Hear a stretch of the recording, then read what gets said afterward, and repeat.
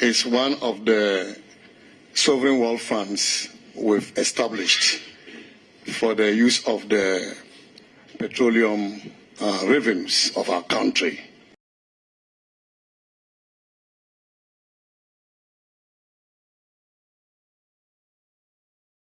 Every year, but all of them are supposed to go through what we call the Petroleum Holding Fund first before they are distributed to these funds. The Heritage Fund is also called the Future Generations Fund in some jurisdiction, which means that it is to serve the purpose of intergenerational equity so that future generations can also benefit from the oil wealth of our country. Given the challenges that we have today in terms of the economic challenges, it lends credence to the establishment of the Heritage Fund. It shows that we need to build appropriate buffers so that when we are in on our people. But that is the purpose the Stabilization Fund is supposed to serve. And so, Mr. Chairman, I will recommend that we continue to keep the Heritage Fund. I know that it currently has some $800 million US, but the law also requires that, I think after 15 years, I'm not sure, after 15 years from the establishment of the fund, we can spend the interest accruing to.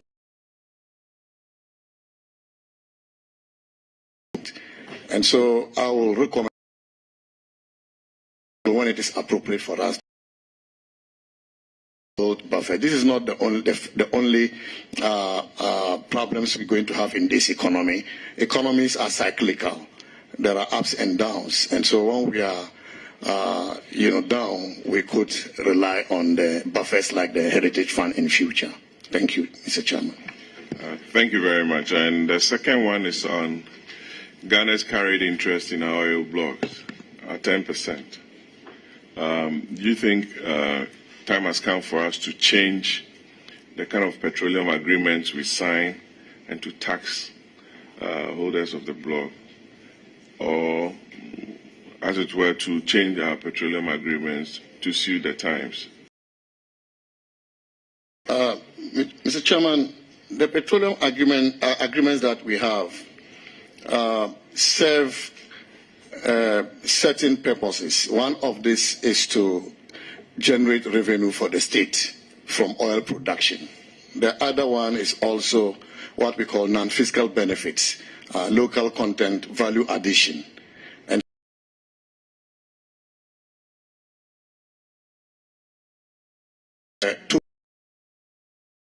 not to take the carried interest alone as the basis for concluding that the petroleum agreements are not serving as well. Developing oil and gas resources in a country must go through a number of stages.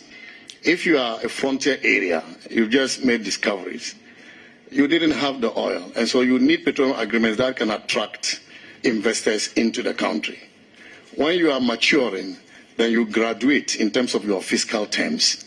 And so if you look at what I usually call foundation petroleum agreements of Ghana, they had lower terms.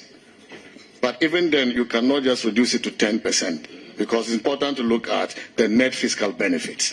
And by the net fiscal benefits, you have royalty, you have the carried interest, then you also have corporate taxes. And so you need to be able to bring all of them together to determine the fiscal benefit the country will get, and not just the carried interest.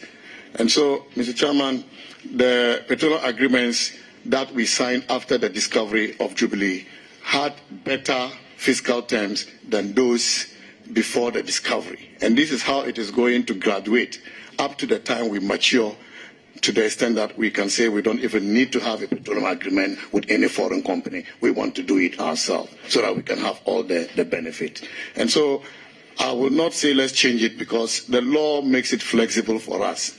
It is based on the negotiations that we do with the companies that will determine our take, or the fiscal benefits the country will get from those petroleum agreements. Thank you, Mr. Chairman.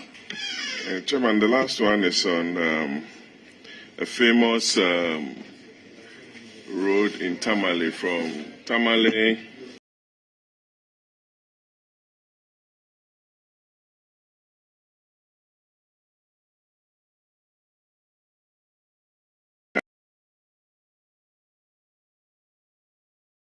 road for the region and for the government as well. What is the and what are you going to do now that you are being elevated to the high office of Minister of State in charge of funds to ensure that that very important road is tackled for the good people of the northern region? Thank you very much and congratulations. Thank you, Mr. Chairman.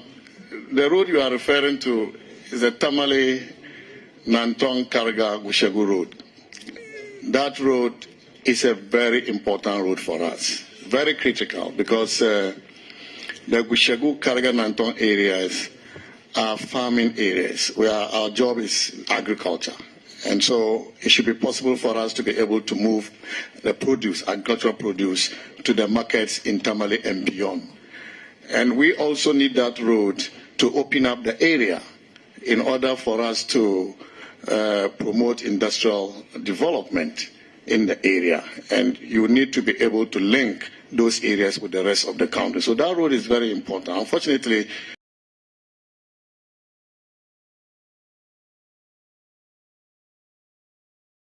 we have had several meetings. We have engaged a contractor. We've also engaged the Minister for Roads to ensure that that road is given attention. And so if this committee and Parliament looks favorably at me and I'm approved, I believe I can prioritize this in my discussions with the Minister for Finance in order for us to support this project to get it completed for the people to benefit from this. Yes, Honorable Sosu. Thank you very much, Honorable Chair. Honorable nominee, considering the current state of our economy and the calls by many that government must downsize, do you honestly believe that with the existence of a substantive Minister of Finance, we need a Minister of State in charge of finance again? Thank you, Mr. Chairman. Mr. Chairman, I have heard over the last 20 years people complain about the size of government. And therefore, under every party in government, people have complained about the numbers. They complain about this under President Kufuor, under President Amin. What I haven't heard is what the appropriate size of government should be. And so that is a subject we can debate. Even as they are calling for downsizing of government, we need to ask ourselves what is government, because government includes Parliament. And so we need to debate as to what the appropriate size will be. Should it be benchmarked to the size of our budget, for example? Should it be benchmarked to the size of our population, for example? And so this is a subject we can continue to discuss to determine the appropriate size. But until then, every president would take a decision that reflects what he thinks is best to be able to carry out the functions of the state.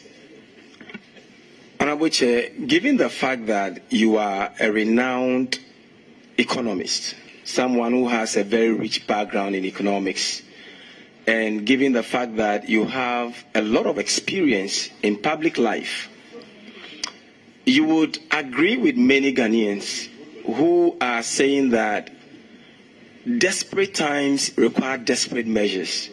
In other words, when your economy is on its knee and requiring assistance from the IMF, then government or the executive must show leadership by cutting down its own expenditure.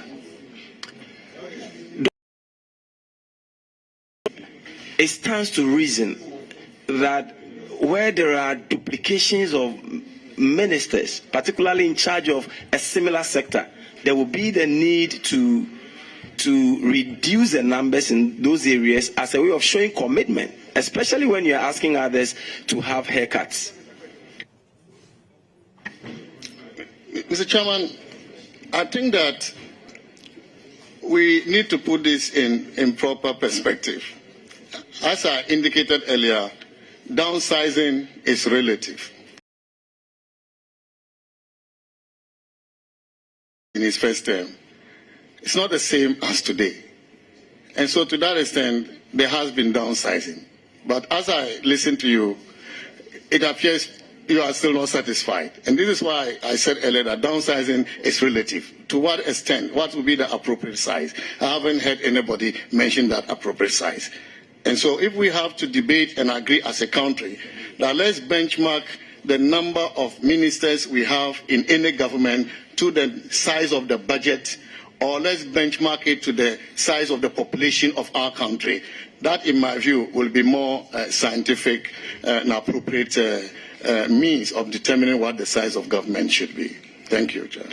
Honourable nominee, what would you consider as a very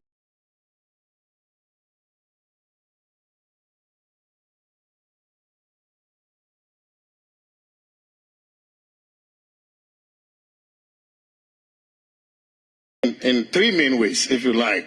The first one is by increasing your GDP.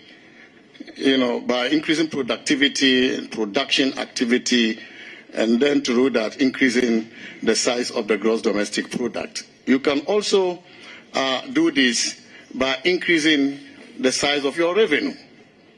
And then you can also do this by reducing your expenditure. And so there are different ways by which you can improve debt sustainability, because revenue and expenditure side will lead to reduction in the debt size, because your deficit certainly will be reduced. Side, then, as I indicated, you need to also look at how to improve the supply side so that productivity is enhanced, economic activity is enhanced, and then the gross domestic product can be increased. Thank you. Mr. Chairman, I was asking what kind of leadership he will provide in that respect. So, in other words, all these examples you gave us, which one would he prescribe? Available leader. Unfortunately, your leadership did not last long, so you cannot enjoy the benefit of leadership. So kindly have your three. Yes. Majority. Very well. Yes, Honorable Yaga.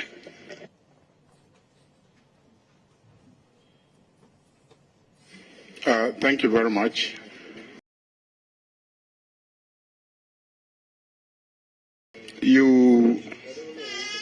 I'd like to assist him with a follow-up question on your.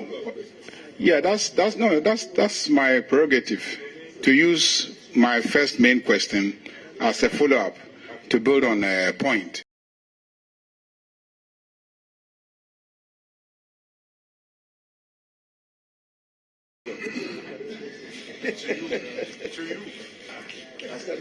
Now, you said that what the strategy for debt sustainability is to grow GDP, to mobilize more revenue, to cut down expenditure. Those are the three options.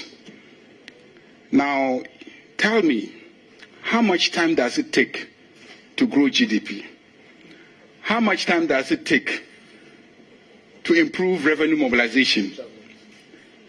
And relative to how easy it is to cut down on expenditure.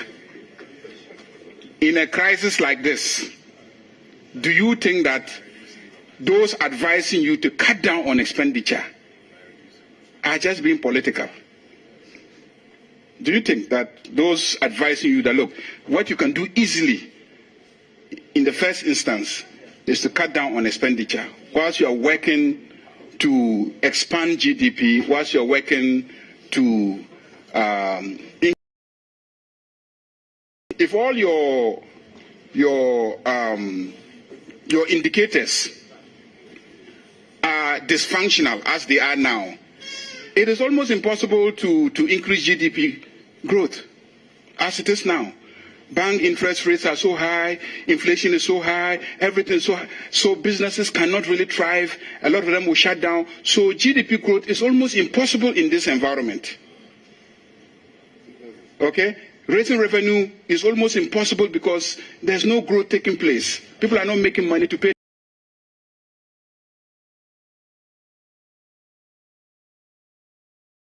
Look, what you can do immediately is to cut down on expenditure. Mr. Chairman, if you want to grow the economy and increase the size of the GDP, expenditure, what we call expansionary fiscal policy, is one of the routes to increasing GDP. And so cutting down expenditure will also disable GDP growth. And so what I think is necessary is to find out what type of expenditure do we need to cut down. There are forms of expenditure that you just cannot touch. For example, salaries. You also have your debt service.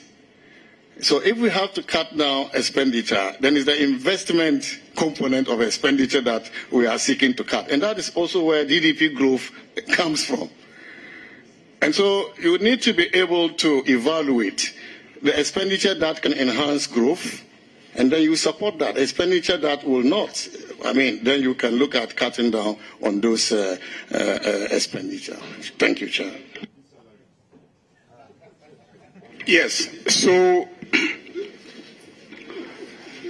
expenditure that propels growth, okay, which is like you said, investments, infrastructure, and etc.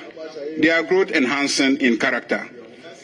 But governmental inefficiency manifests in multiple appointees performing the same role.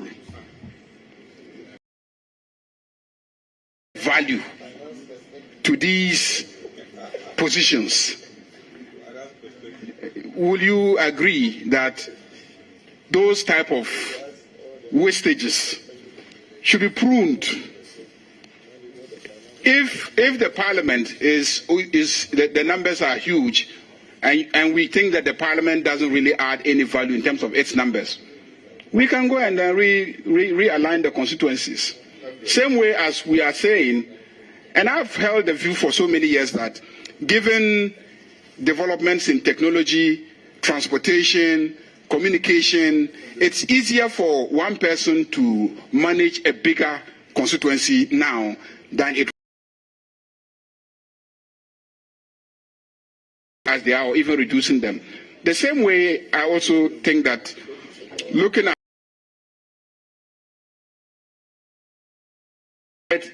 and 30-something political appointees, I'm not talking about the technical staff who have been reassigned from ministries, over 330 political appointees in the office of the president.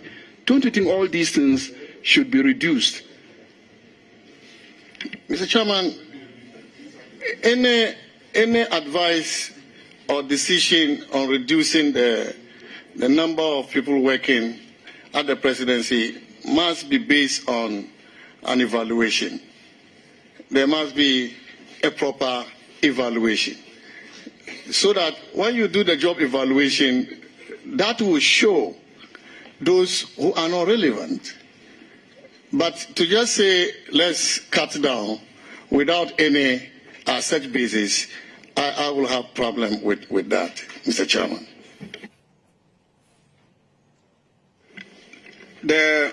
Chairman, how many more opportunities do I have?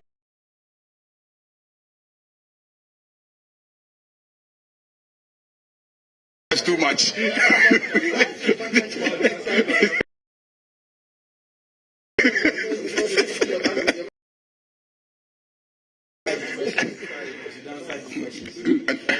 No, we are finding solutions to the problems of this country.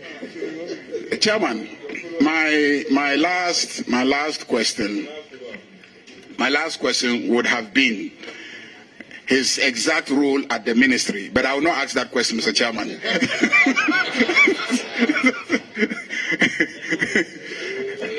last question is a current issue, which is the domestic debt exchange, and how the Minister of Finance has handled the process to the exclusion of. He must come to Parliament for parliamentary approval of the renegotiated arrangements that he has with creditors and etc. So, what is your take on that one? Mr. Chairman, Parliament is an important institution in the governance of our country. And as we know, including myself, we are the people's representatives. And so consulting Parliament on major policies like that is appropriate. But my understanding is that when the minister submitted the budget for 2023, and I went through the budget, the issue of debt operation was in the budget, and Parliament approved the budget. And so the debt exchange program that was in the budget, was it just the mention of a policy that we will do this, or was it the details? But Parliament is to be consulted on the policy. As for the details, the operational details, I think that the ministry should be allowed to do that. If the ministry has to come to Parliament every day on the operational Financial Management Act. Yes. Tim, answer your question, please. So I'm saying that if every minister has to come to Parliament to consult on the operational details of every policy, I'm wondering whether government can run.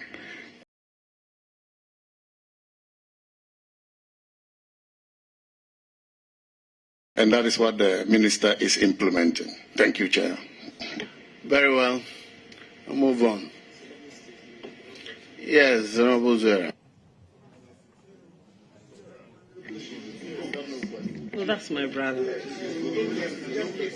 Yeah, that's my brother. I need to say something nice to him. Congratulations, my brother. And I greet all my relatives. Nitumapam. Nah. Honorable Nominee, I have only one question for you. And of course, you and I have known ourselves for long, so I know what your capabilities are. And I just want you to share with this committee, having been at the Energy Ministry as a Deputy Minister for, I think, close to 6 years, you would have garnered a lot of experience and a lot of insight into nation building, basically. How do you think this experience is going to help you in your new position? And what would you say is your legacy at the Energy Ministry? And the aura of a diversified people. Get ready, because we are going on the expedition of a lifetime to discover Ghana from the 4th to the 11th of March on the Heritage Caravan 2020. Let's set off on this spectacular tour from Greater Accra through to the Volta region, through to Eastern region, Ashanti region, Upper East region, Savannah region, Northern region, through to Northeast, Bono region, Ahafa region, Bono East region, Western North, Western region, and the Central region of Ghana. A journey full of wonderful memories and great bonding moments await you on the Heritage Caravan 2023. The Heritage Caravan 2023 is powered by City TV in partnership from City FM and proudly sponsored by Holag Ghana, the European Union, Malta Guinness, Ebony Condoms, Royal Company Limited, National Lotteries Authority, Baltic Mineral Water, and Colgate Natural Extracts.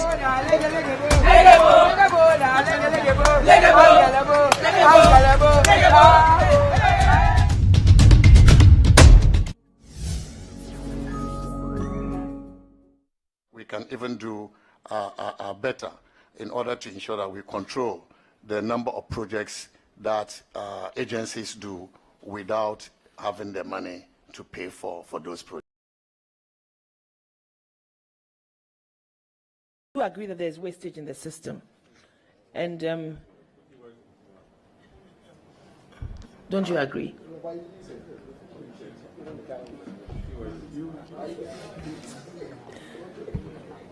Honorable nominee, I think sometimes what you suggest is sometimes more of a bit of a theory than a practice, because from what we know in the built environment ecosystem, things have still not changed for the better as you suggest. So I would plead that if you do get the nod, when you go there, try and make a change. Now my last question is, what would you do if your advice isn't taken? Mr. Chairman, the sector minister takes responsibility for every policy implemented by the ministry and eventually to the president as the president of the country. So I can advise, but I'm not sure my advice will not be taken. Thank you, Mr. Chair.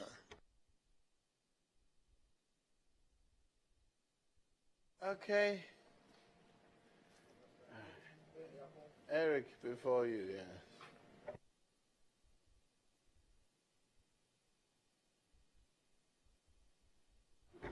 Thank you very much, Mr. Chairman. The honorable nominee raised the issue of municipal bonds. And I've heard colleagues talk about cocoa bonds and several other bonds. My question has to do with a point you made, that if you issue municipal bonds and you invest the proceeds, paying back the loans plus the interest that will accrue, are you implying that our current economic challenge, specifically with regards to our inability to service our debts, stems from the fact that we did not invest the proceeds of the loan into capital projects? Thank you, Mr. Chair. Mr. Chairman, if you look at our debt profile and why the debt levels are where they are, the Honorable Minister for Finance has clearly communicated the reasons over and over. We have read also from the budgets that have been presented to us in Parliament the reasons why the debt levels have gotten to that level. COVID spending was one of the reasons. The crystallization of the energy sector debts was another. Then also the cleaning of the financial sector cleaning. Those have taken us to that levels. But also the exchange rate effect. We all understand was about life. It's about life and death. And any government that will invest to save the lives of the people of the country, I don't think that can be considered unproductive. The energy sector is a very critical sector in our economy. The least we can do for industry is to make sure that the lights are on, because that is where they can be able to produce. And so spending on the energy sector areas is a very productive spending. And then the financial sector are cleaning. And so the roads that we have built, investing in education, investing in health infrastructure, have all come from our taxes and also from the loans that we have taken. And so I will not say that we didn't invest this money, but we have been overtaken by events leading to spending that were not necessarily in projects like energy or roads or education, but to save lives of the people of Ghana. Thank you, Mr. Chairman.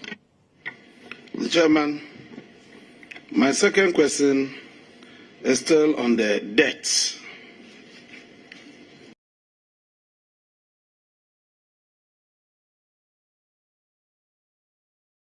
To COVID-19 and the Russia-Ukraine war. But you know, when the impact of COVID came down, G20 made available a facility, a program, the Debt Service Sustainability Initiative.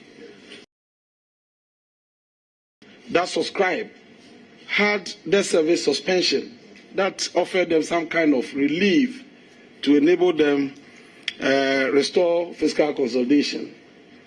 At that time, our finance minister was the chairman of the DC, and in one of his presentations, he pleaded for extension of the debt service sustainability, the period of the initiative.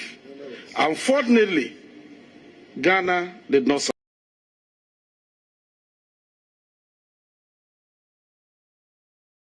The fact that we are unable to service the debt, leading to the restriction or the closure of our access to the bond market, and several other consequences, Ghana refused to take advantage of this special initiative, which was developed to offer relief to poor countries like us. Thank you, Mr. Chairman. Mr. Chairman, whilst I appreciate the point made by the honourable member, I don't have brief on this subject matter.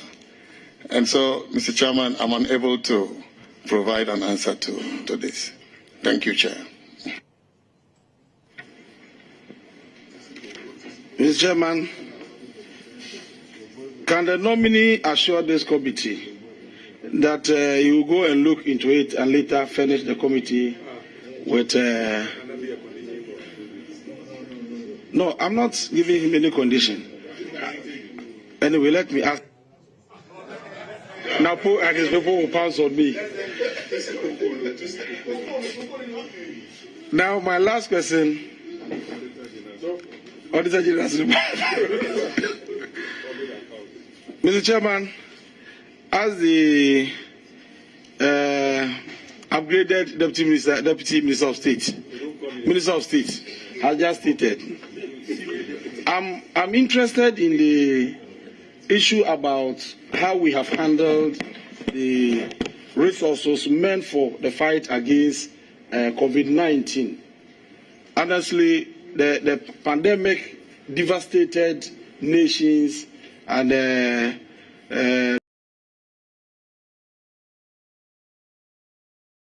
when you look at the Auditor General's report that was submitted to us, clearly we have not handled the resources very well. Now we are at the IMF trying to be enrolled onto a program from which we estimate to have about $3 billion to resuscitate the Ghanaian economy. Now, if we give you the nod, you move into that ministry, you move to the Ministry of Finance. What assurance can you give to the good people of Ghana that if given the opportunity, you go into that ministry, and if by God's grace we succeed in our negotiations with IMF and the facility is granted to us, you will collaborate with your minister to ensure judicious use of the resources that will be made available to us, so that we won't have a report damning as what was captured in the Auditor General's report to us. Honourable, before you come to that, Auditor General's report, is it we here, we know that eventually when it comes before the Public Accounts Committee, what happens? Some of the so-called findings are withdrawn, some are seen to be unjustifiable. So we should be very worried how we use it and give the impression to the public that what they have said is final. But there is, if you may answer, he's talking about judicious use of public funds. Yes, Mr. Chairman, I will, to the best of my ability. Thank you, Chair.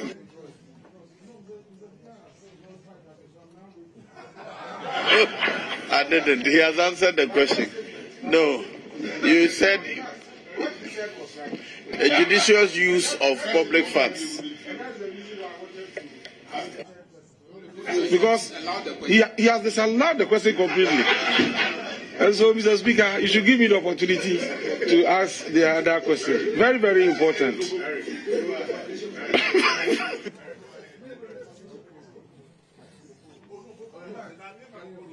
once the foundation of the question has been, destroyed, the question can no longer hold, and the new question must be, posed to the nominee.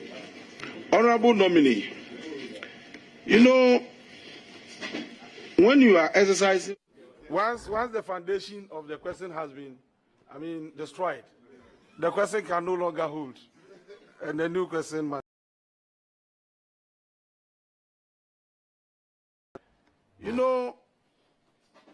When you are exercising leadership, the most important thing is about getting people to trust you, to confide in you as somebody who is capable of leading the group to your destination. You are going to the Ministry of Finance. The Minister of Finance himself has come under serious attack to the extent that members, a sizable number of members of parliament from the majority side have indicated that the man should be sacked. And several other members, in fact, the entire minority caucus has also supported this cause. This is a clear indication that majority of Ghanaians have lost confidence in our finance ministers. I said majority of Ghanaians because we are representing them.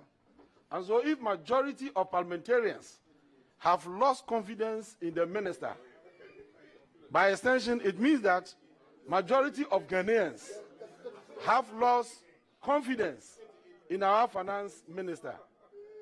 Honourable members, you are all with us. You are all part of it. Why are you doing this? And so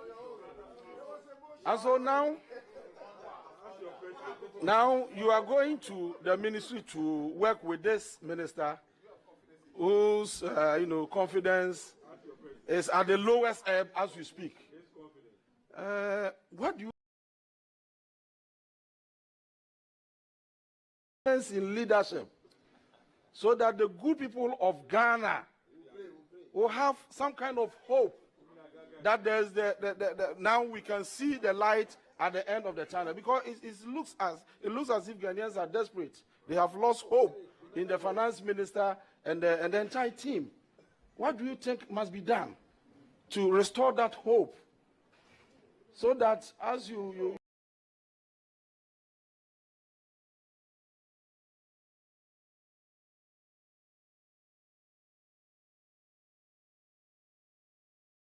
Chairman, I think we all know that life is not a fixed one.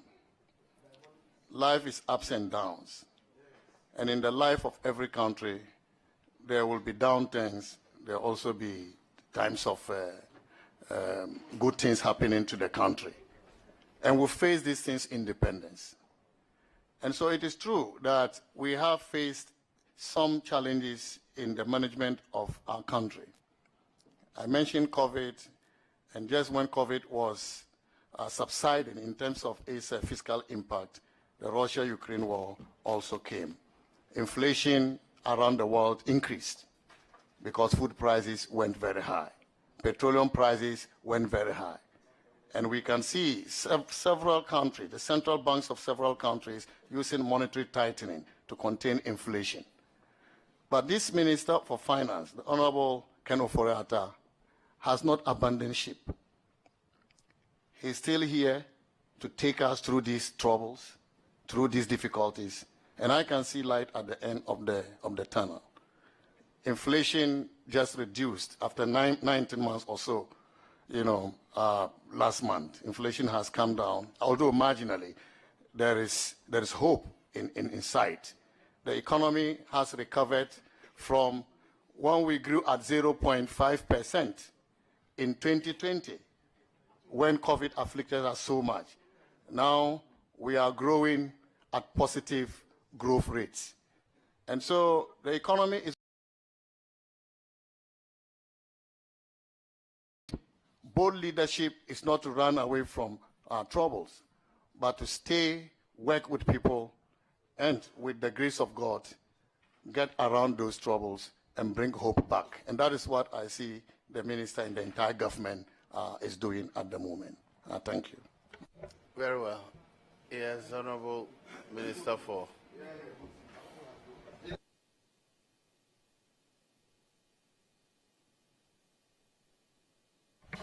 Minister Ekopoku says I have no question. But my question is simple. I think one of the longest serving deputy ministers of energy. Today you do realize that some of your ministers are here supporting you. It's remarkable that I have to put it on record as probably good service has paid off with the promotion. And as you go to the Ministry of Finance, I know you're going to work hard. 2 big government programs that was entrusted to Dr. Amin and our gold for oil. And on both, yes, he's doing that. I'm giving them the cover. And on both occasions, he's distinguished himself. So I hope this committee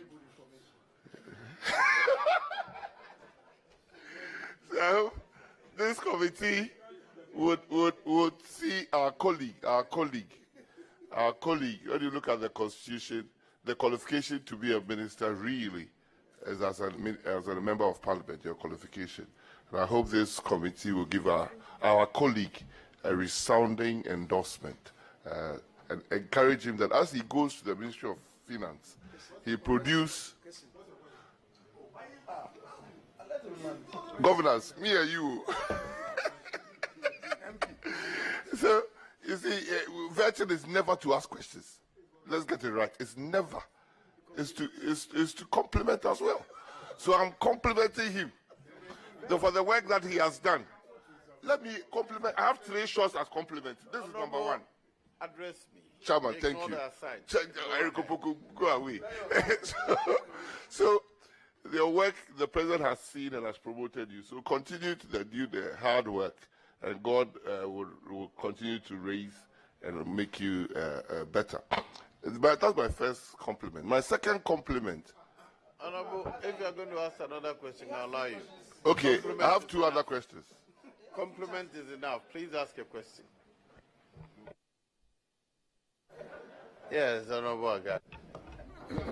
Mr. Chairman, let me thank my boss for the compliments. I truly appreciate that. It takes a good leader to also recognize the contributions of his subordinates. And I'm greatly indebted to you for the opportunity of working well with you. I thank you. Honorable Dr. Amin Anta, let me place on record that Honorable Anta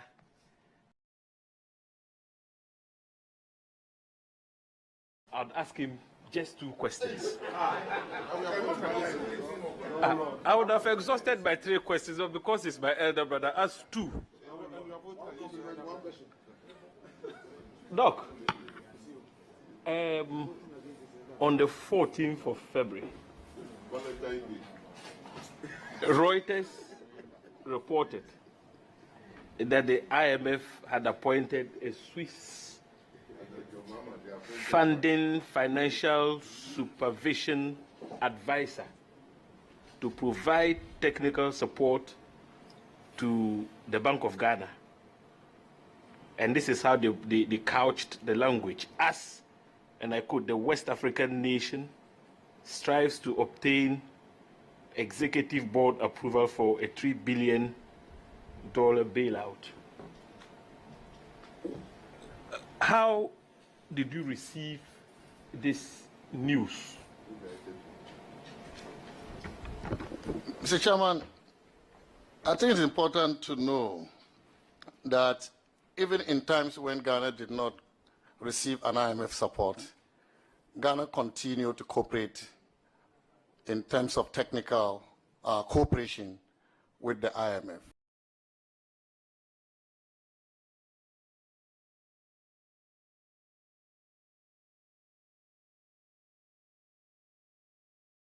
Is sitting in Washington. Technical support provided to Ghana is something that has been going on. Now, my understanding is that anytime a country has an IMF program, they appoint somebody to go and work closely with the central bank to ensure that we do not drill from whatever progress that we'll be making under the program. So for me, it wasn't any surprise at all. Thank you, Mr. Chairman. Now, I don't know whether you are versed with the constitutional provisions that sets up the Bank of Ghana, Article 183. And if you look at 183, the whole of it, it spells out the functions of the bank. Basically, the bank is a regulator. My worry is, if you look at the 183 in a way positions the Bank of Ghana as an independent entity. Not even the finance ministry has the power to direct the Bank of Ghana in the performance of its functions. All right, so where you have a technical advisor, Honorable Dr. Anta, what do you think would be the relationship?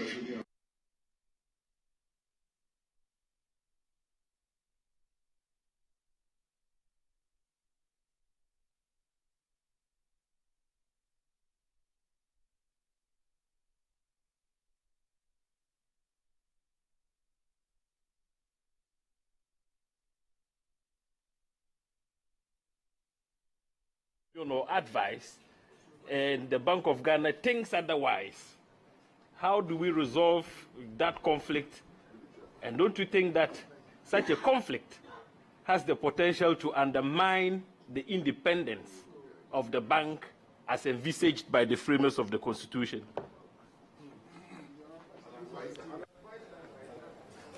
Thank you, Mr. Chairman.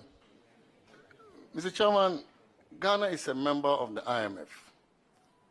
And the central bank is mostly our representative at the bank. Indeed, the IMF is the global central bank of all central banks of countries.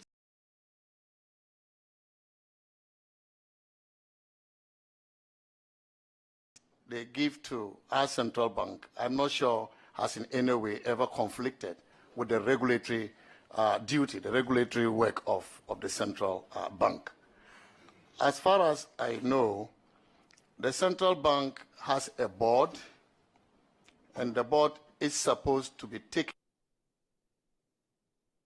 policies and approving the bank. And so to the extent that an advice proffered by somebody appointed by the central bank is inconsistent, or to the extent that it would derail whatever progress the central bank is making in its monetary policy, I doubt if the central bank will give in to that, Mr. Chairman, because they have done well over the years working with the IMF, but I'm not sure in any way that relationship has somehow conflicted with the regulatory duties of the central bank. I'm not sure about that. Mr. Chair, with your leave, honorable colleague, I have chairman's leave for clarification. Now you're going to dress. Okay, I just want a clarification on that, something so that. Don't worry. When he finishes, I'll give it to you. Yeah. Honorable nominee, just a point of clarification. In your answer to our colleague on the appointment of an advisor to the central bank, you explained that it is not new, and that it's been going on. So you would disagree with anybody who would attempt to say that the IMF appointing an advisor to the central bank is as a result of some mismanagement or some inefficiencies on the part of the managers of our central bank. You would disagree with anybody who would attempt to say that? Yes, Mr. Chairman. What would be your basis? Mr. Chairman,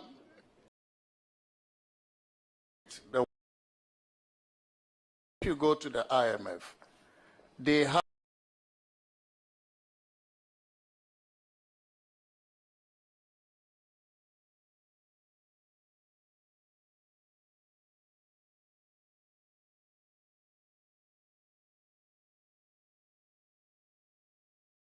resident country directors, if you like. And so what I was trying to say is that whether somebody appointed to sit in the bank or sit in Washington, that relationship already exists. And particularly when the IMF is going to commit up to $3 billion to Ghana to improve on our balance of payments, I don't see anything wrong with the IMF sending an officer, because IMF program is going to have a menu of conditions that have to be met. And so if there is an advisor working with them to ensure that these conditions are met, the policies we agreed to implement with them are implemented, I don't see that conflicting with the independence and the regulatory work of the central bank. So, Mr. Chairman, this is my view on that. Thank you. Are you done? Yes. Now, Doc, my last question, and it has to do with the gold for oil deal. I'm sure as Deputy Minister for Energy, you are privy to the terms of that transaction. Now, my question to you is, has government appointed a broker for the transaction? It's privy to the terms.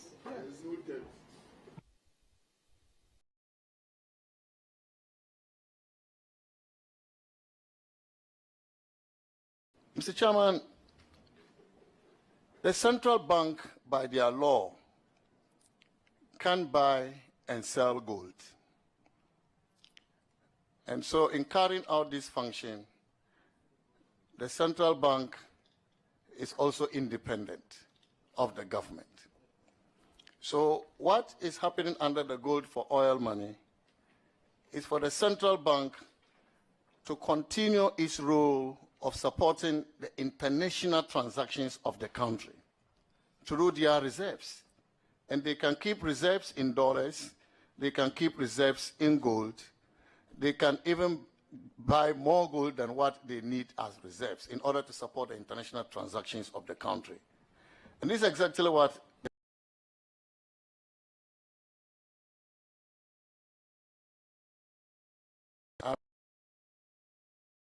as broker, they sell gold to so many people already. And as I speak to you, under the Gold for Oil program, there is one of the companies that has agreed to supply oil to Bost, which is taking gold directly, not through a broker. And so as far as that is concerned, I don't think there is something like a broker appointed by government.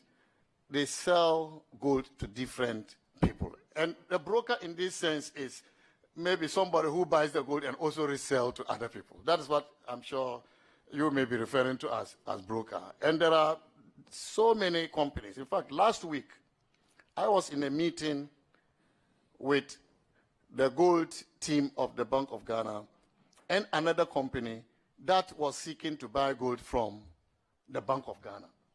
There are even Ghanaian companies that buy the gold for the Bank of Ghana, but that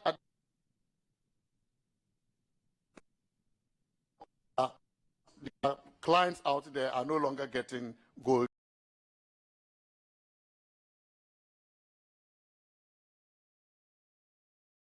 The gold for all.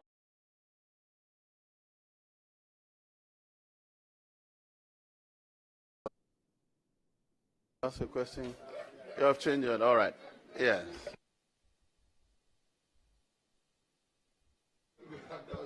Thank you very much, Mr. Chairman. Mr. Chairman, let me also acknowledge the presence of our revered chiefs and leaders from the northern region, especially the Karga area, and the family of my big brother, Mohammed Amin Anta. Let me begin. My colleague, Honorable James Agalga, left off. The gold foil.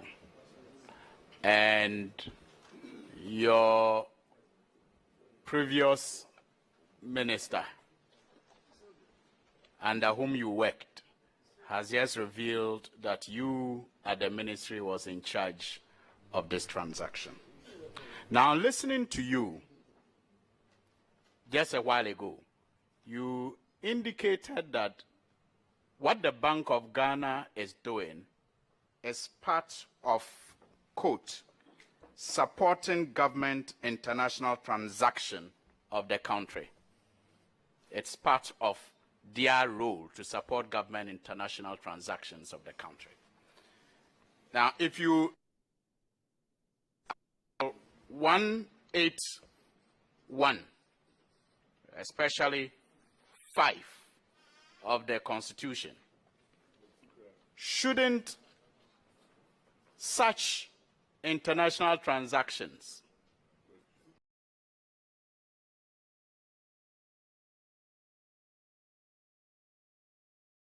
Thank you, Mr. Chairman.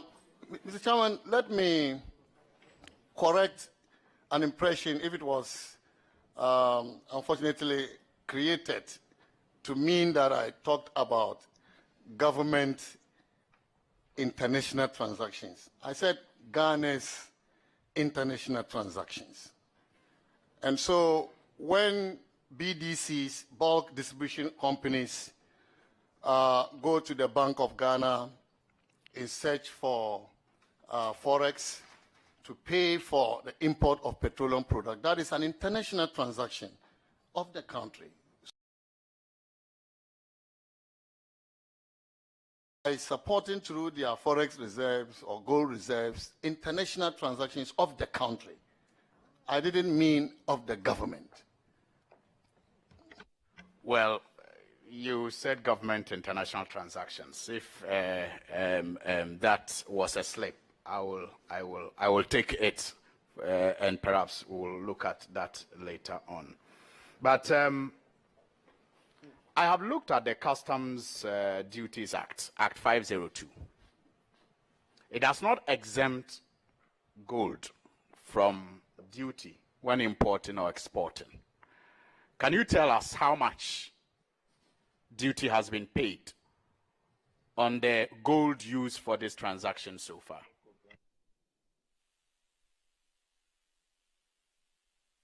Oh, well, I don't know, because really, unless I make research at the Customs Division to determine that. And I'm sure the committee is well positioned to demand that information, which you can do. But the Bank of Ghana, as I said earlier, has been buying gold and selling gold. And so if we want to know the duty they have paid, it may be important to also contact the Bank of Ghana, since they have been doing this for some time now. Thank you. Thank you. Mr. Chairman, we have a number of legislations in this field. You have the Minerals and Mining Act, Act 703, that should license, people who want to buy or sell gold or even own gold. You have the Bank of Ghana Act that also prohibits the import and export of gold without Bank of Ghana's authorization. And I just referred to the Customs Duties Act also. And earlier we had a conversation also around the Constitution itself, Article 181(5). Given this lack of transparency, or seeming lack of transparency,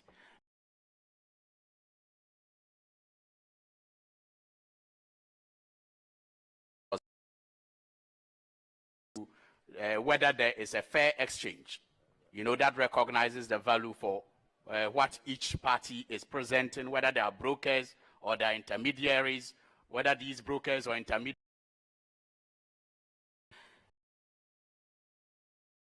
it's a case for Parliament that is the that has a representative of the people to properly scrutinize and be fairly briefed on what really this is all about, so that we are not surprised in the future about some ghosts hiding in some corners as a result of this transaction.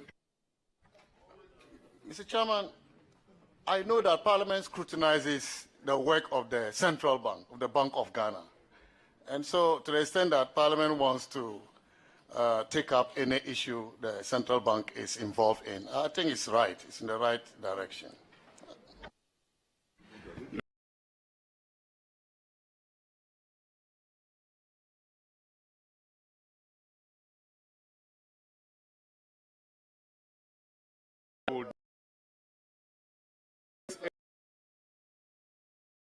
That's why I pleaded with you before.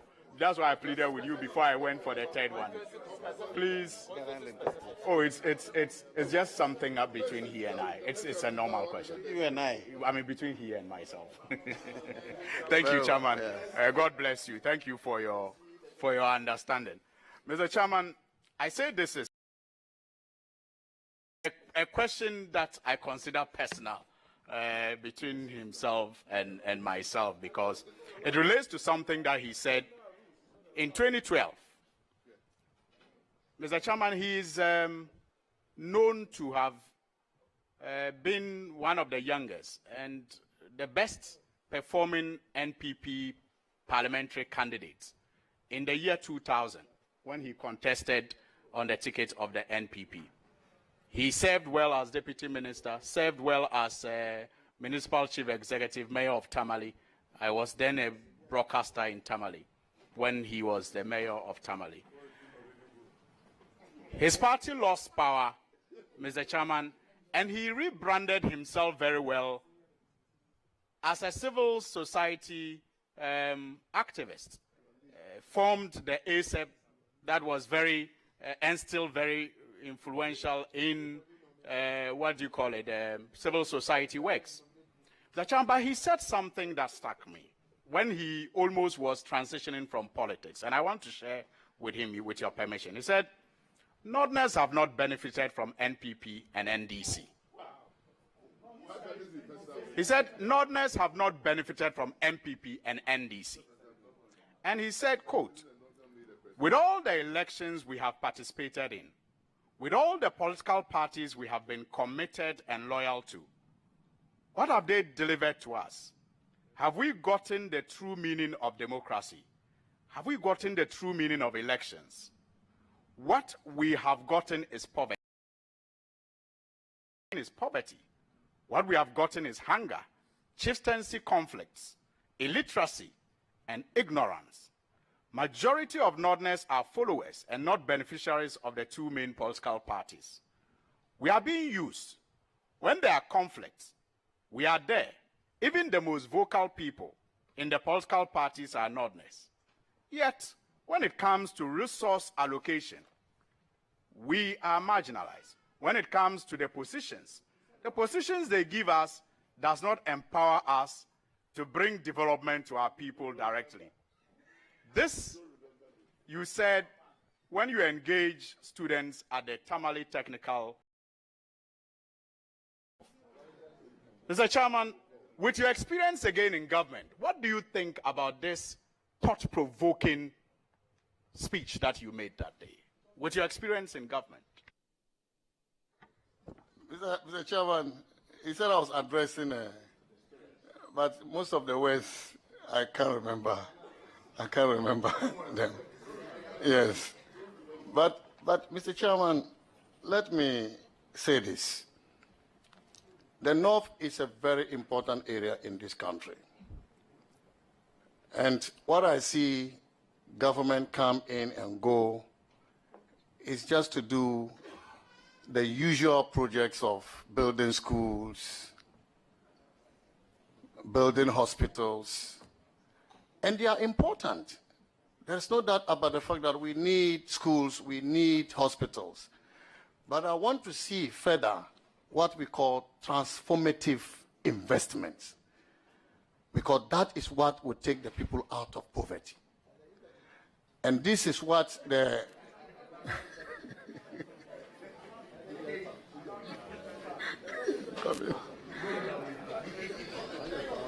yes, Mr. Chairman, and this is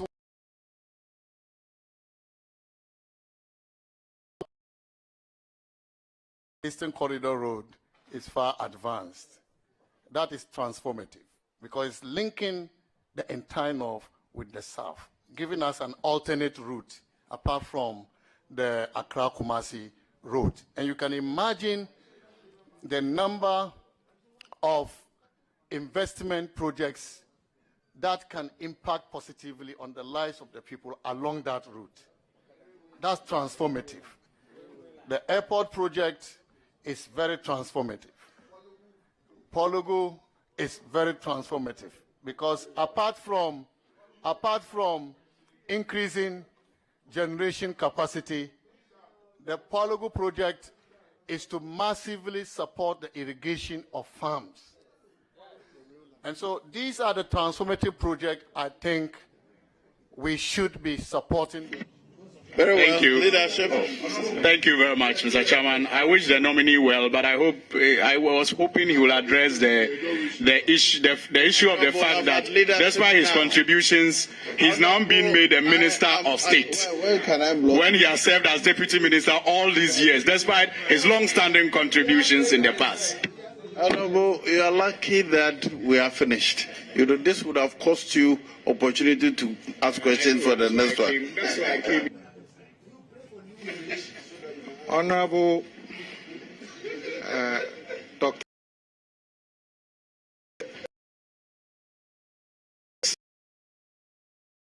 University of Development Studies, transformational.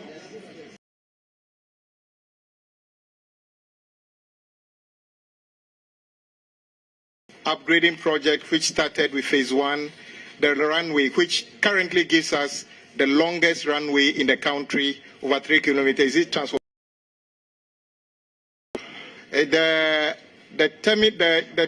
The terminal teaching hospital, is it transformational? Yes, it is transformational, but it is alongside the normal projects of building hospitals and building schools. But I am saying that I want to see transformative projects. And so, yes, UDS is a transformative project. The NDC established UDS, and they must take the credit for that. But the projects I mentioned were projects the MPP has done, and that I consider transformative. Yeah, you didn't explain that the Tamale Airport project is in phases, and that the phase 1 is actually the runway, which was completed. The phase 2, which is the terminal building, actually this house approved funding. The bank pulled out, and indeed under President Akufo-Addo, the bank Santander was substituted, and this is what led to the completion of that. But if you say you mentioned the airport as NPP, that would have been saying half of the facts. That's all I want to say. Of course, I would give credit to President Akufo-Addo for continuing what has been started. Indeed, that is what the directive principles of state policy requires governments to do. So, Ridge Hospital, there's a phase which you have refused to do. Rather, you are building a Bank of Ghana at a higher price opposite. I'm not sure how many people benefit from a Bank of Ghana building instead of a hospital, but we'll leave that one at that. Okay. Do you run any private business yourself? No, Mr. Chairman. Private business? No, sir. But if you were to be running a private business and the business is in crisis, what sort of people will you require to be able to make sure, if you haven't even gotten, there's nothing speculative about this, leader. This is the element. Yes, no. Chairman, do not allow leader to come here and use the standing order. This, he's not, leader, let me ask you, hold on. Let me ask you, he's not currently the minister, you are not the minister of finance, isn't it? You are anticipating being the minister of finance. Why should I even interview when you are not yet the minister of finance? Because I'm anticipating you are going to be that. I say that if you are to be running a private business and the business is in crisis, what sort of person will you expect to run the business? As much as possible, I was hoping that you take advice, guide yourself, and rephrase your question. Okay. So that I don't have to rule. Minister, Deputy Minister, you see, it is okay for my colleagues to constitute themselves to my right-hand side. Anytime you ask a question which matters to Ghanaians, they interject, harass, and everything. I will still ask my question. I will still ask, but like you. Honorable, majority of your colleagues, I'm not sure if you are one of those people, openly said they consider the current finance minister incapable of solving our problems, i.e. he drove us into this ditch. They want him out. And they said that publicly. A lot of people in our country said the same thing. As you are going to take a position as a minister of state at the finance ministry, do you believe that if the substantive minister is somebody almost all your colleagues are calling on to either resign or be sacked, don't you think that taking this position, you are just going to be working with somebody who is just going to make sure that whatever qualities you have will not be shown because he's a disaster? Will you say that he should be sacked before you take your position? Honorable, change the word disaster. He is a disaster. The phrase is unparliamentary. He's not a human being as a disaster. His actions and inactions has brought disastrous consequences to the economy of this country. If you were to be the president of Ghana, President Akufo-Addo, will you still be hiring Honorable Ken Ofori-Atta as the substantive minister of finance for this country? Yes. I want your answer. Mr. Chairman, if the president wanted me to be the finance minister, he would have appointed me as finance minister.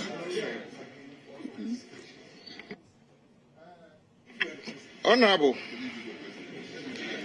we have the economic management team made up of very fantastic people, as Dr. Baumia will say. I don't know if you are one of them. We have a minister of finance. We have 2 deputies. We have economic advisors. Now you are being nominated as a minister of finance, not as a minister of state.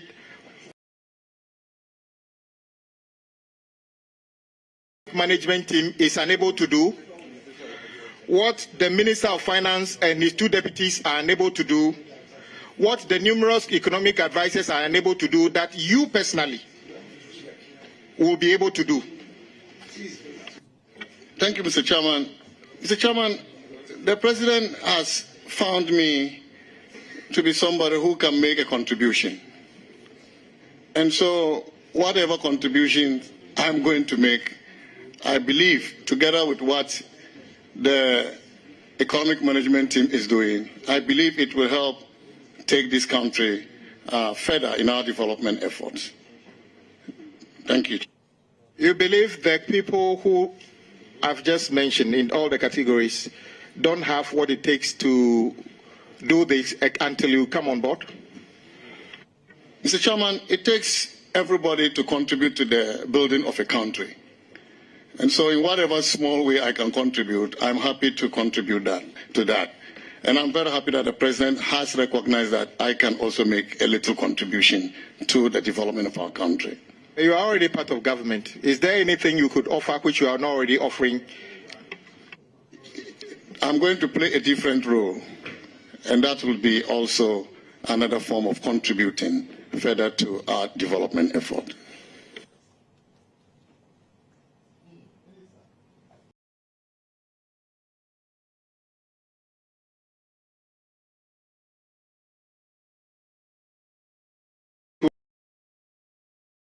Lamented and to have roads once that road expanded or improved.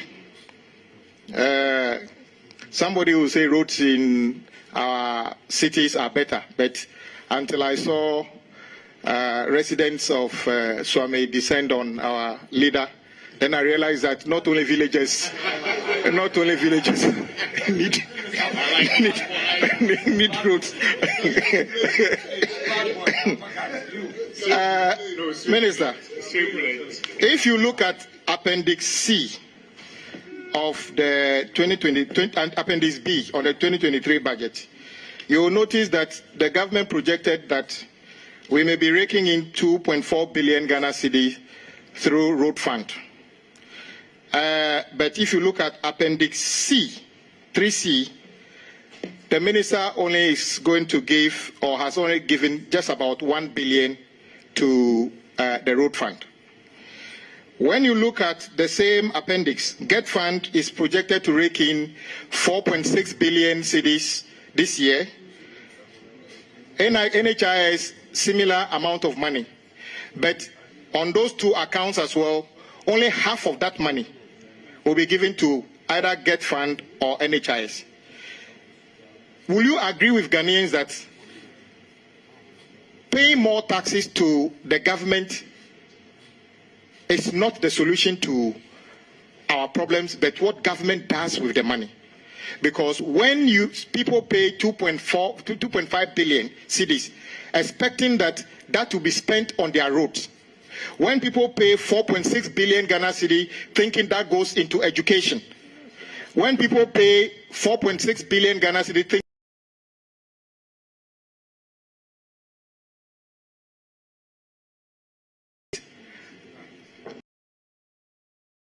Ghanaians who feel that giving more money to government only gives them the opportunity to spend on things that doesn't matter to Ghanaians, but what government considers a priority.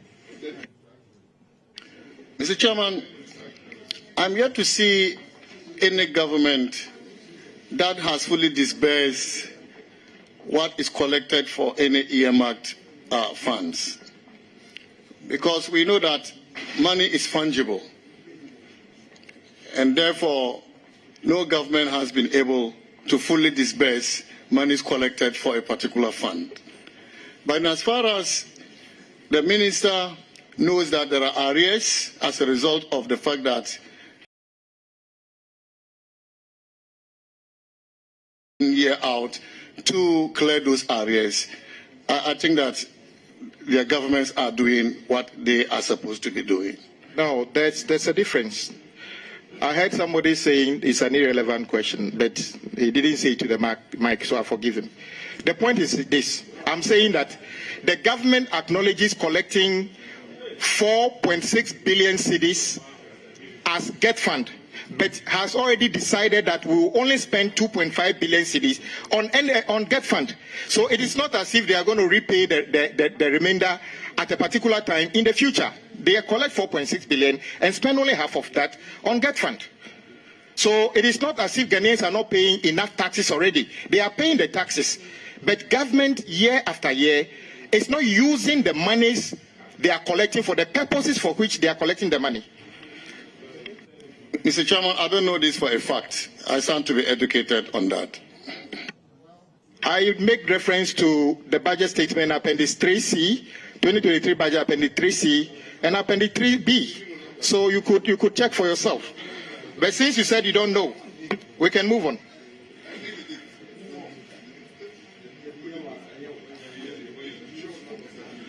I heard you talk about having an experience in raising local bonds. To be honest, I am not a finance person, but anytime I hear bonds, it drives shivers through my bones, because the current finance minister believes raising bonds could solve our problems.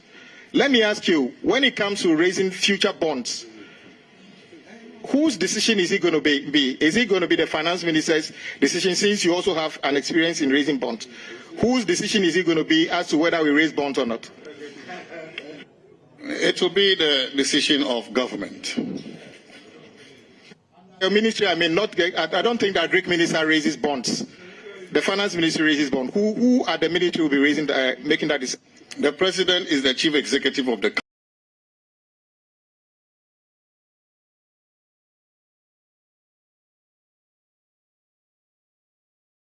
Always taking decisions on what we do in this country.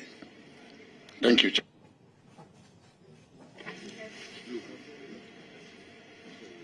Honorable, your current boss suggested that he placed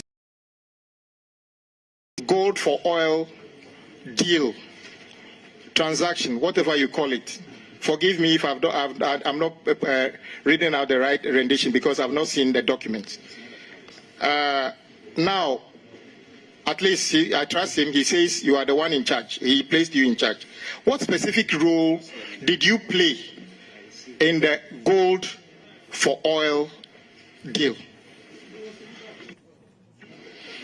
Thank you, Mr. Chairman. Mr. Chairman, I facilitate meetings. I bring stakeholders together to develop the concept. I chair meetings to get reports from various agencies that are participating and to give guidance. And that is the role I've been playing. Your role is organizing meetings and facilitating meetings. If you want to say so, Mr. Chairman. And you think this is a very important role that a deputy minister should be playing? That has delivered, Mr. Chairman, that has delivered petroleum products to Ghana at relatively competitive prices. Couldn't a chief director or any director at the ministry be able to organize meetings? Anybody could have done that, but I was privileged to be asked to do that, Mr. Chairman. That would be a very expensive meeting organizer, because the status and the conditions of your service. Yes. No. Oh. Other members, order. Please, allow.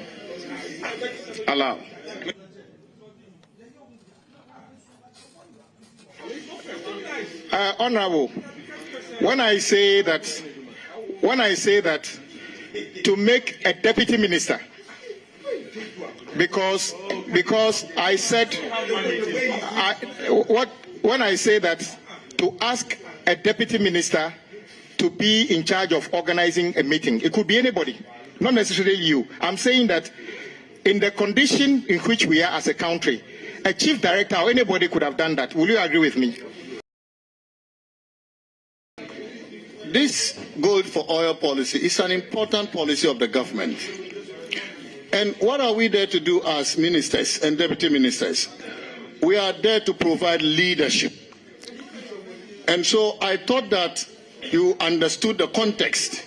If I said I facilitate meetings, I chair meetings, I bring stakeholders together to discuss, that is leadership.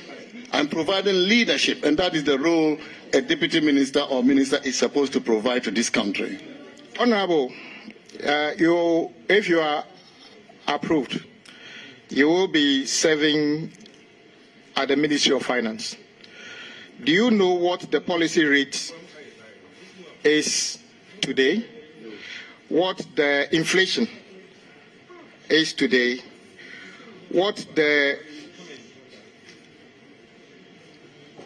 rate at which banks are lending between each other today? Can you tell us what those rates are today?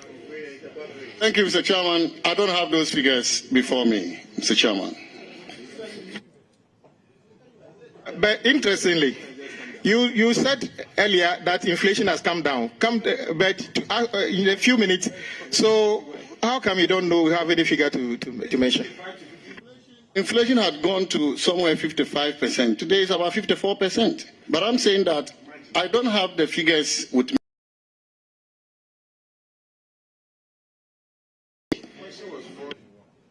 So the one you mentioned is not specific. You ask so many of them. You ask about interest rates. I'm not sure. The inflation. The inflation. No, it's not. Okay. We don't calculate. I'm not sure the Statistical Service reports inflation on daily basis. So it's periodic data they provide. So I was expecting him to tell me the latest data on inflation. I wasn't expecting him to tell me as of as of today will be the last one that has been published. That is what I expect. My last question, with regards to government's method of domestic debt restructuring, would you say they would have, if you were given the opportunity to advise, you would have considered other ways of engaging stakeholders on some particular issues differently? Mr. Chairman, there can always be improvement in the way we engage with people, especially stakeholders that are to be affected by policy. And so I know that there have been engagements, there have been consultations with stakeholders. If the level of consultations were considered not enough, there can always be improvement. And so, yes, if there is need for further consultations or engagement, I would have done that. Thank you, Mr. Chairman. And I thank you for the opportunity. Yes, Vice Chair. Chairman, thank you for the opportunity. Honorable nominee, a moment ago, Honorable Suhini referred to a statement you made when you were addressing some students. You were lamenting about economic development in the north. I have had a look at the Constitution. I'll read a portion of what I read aloud, and I would want to ask you to situate your views within the context of what I'll read to you. Okay, thank you. So, Mr. Speaker, Mr. Chair, Article 36(1), 2D reads, and I would do so in extenso. The state shall take all necessary action to ensure that the national economy is managed in such a manner as to maximize the rate of economic development and to secure the maximum welfare, freedom and happiness of every person in Ghana, and to provide adequate means of livelihood and suitable employment and public assistance to the needy. 2D. The state shall in particular take all necessary steps to establish a sound and healthy economy whose underlying principles shall include D. Undertaking even and balanced development of all regions and every part of each region of Ghana, and in particular, improving the conditions of life in the rural areas and generally redressing any imbalance in development between the rural and the urban areas. So, is it your case that that lamentation was founded on this constitutional provision? Mr. Chairman, as I said earlier, I don't remember all those words were used by me. But I appreciate your point, and I agree with you. That should be the basis for the development of our country. Balanced development is important. So what I'm saying is that any lamentation of underdevelopment coming from you is well founded in the Constitution, correct? Yes, Mr. Chairman. Correct. So it doesn't matter the words used, but the core of it, the core of it is the development. Yes. Correct? Yes, Mr. Chairman. Thank you. So now let's deal with taxation.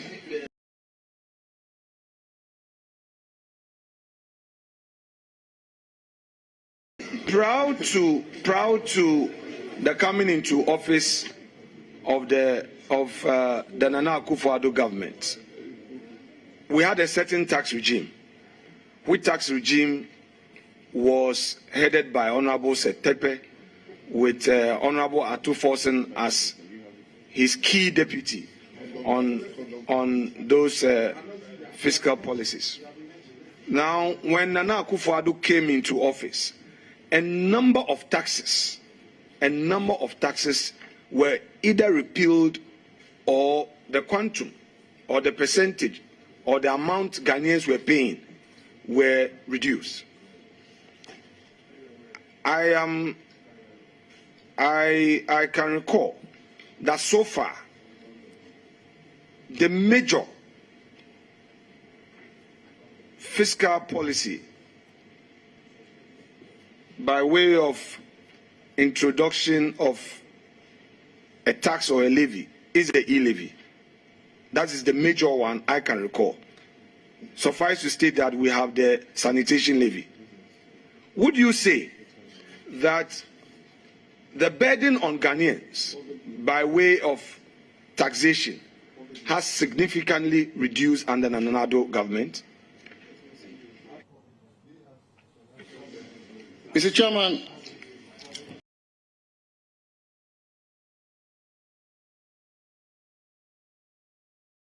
burden.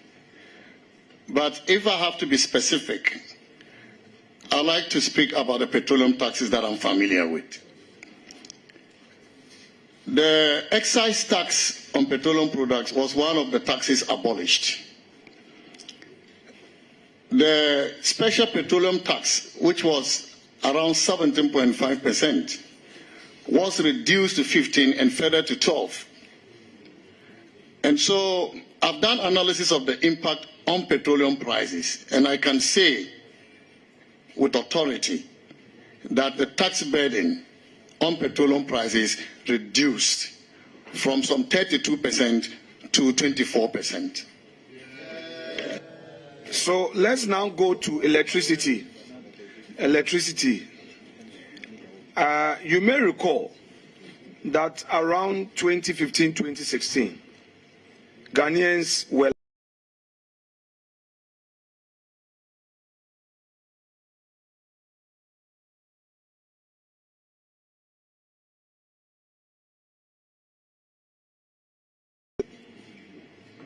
to produce electricity, therefore reducing the tariffs was going to be very difficult.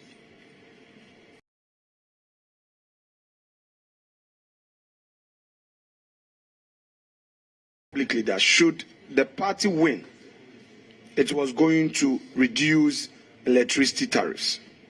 True to this, there were major announcements regarding electricity tariffs being reduced. Households getting between 15 to 20%, industry and bulk purchases getting between 30 to 32%. To what extent would you say these significant tariff reduction helped the Ghanaian, ordinary Ghanaian, to save money? Thank you, Mr. Chairman. Actually, before the major reduction in tariffs that you are talking about, 17% and up to 24% for industry, 17% for residential. That was significant. But even before then, even before those major reductions in tariffs were done, there were initial reductions in tariffs, consistent with the promise the MPP made. Upon assumption of office, the public lighting levy was reduced, I think from 5% to 2%. The National Electrification Scheme levy was reduced from 5% to 3%. Those were the initial reductions in tariffs, consistent with the promise. But the tariffs were still higher, relatively higher. Cost of electricity was high. And when we negotiated gas prices successfully down from what we inherited, we were having gas prices of about $9.8 per million BTU. We successfully negotiated that to $6.09 per million BTU. That then created the opportunity, the room for the significant reduction that you talked about. And this was to reduce further the cost of production so that industries could be able to produce at affordable, at lower prices, and then the inflationary pressures could be reduced as well. So in real terms, these interventions help the ordinary Ghanaian. But for this, and considering the economic situation we find ourselves, the ordinary Ghanaian would have been worse off in terms of electricity tariffs, correct? Indeed, Mr. Chairman, before then, electricity tariffs even higher than that of South Africa, which was largely relying on coal. And so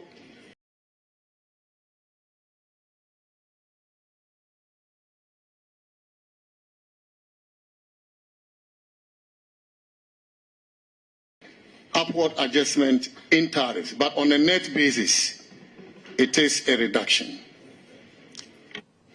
So, would you agree with me if I say that the ordinary Ghanaian has not received sufficient explanation regarding this major intervention for proper appreciation of government support? Because of the explanation you're giving to us now. Okay? And we complain perhaps in absolute terms. Now, in relative terms, you've just explained to us that the burden on the ordinary Ghanaian prior to 2017 would have been worse if these interventions had not come. My point is, as a government, don't you think that we have not explained sufficiently this major intervention to the ordinary Ghanaian for appreciation? Mr. Chairman, I think that there is room for improvement in the way we communicate our interventions to Ghanaians. So now let's come to our lights. Our lights are on. And the reality is that we are in an economic crisis. I watch the international cables, and South Africa is having serious doomso. Mighty Nigeria is having doomso. In Ghana, households, industry do not go through that daily challenge. You are at the Ministry of Energy. Can you share with Ghanaians the secret behind this success?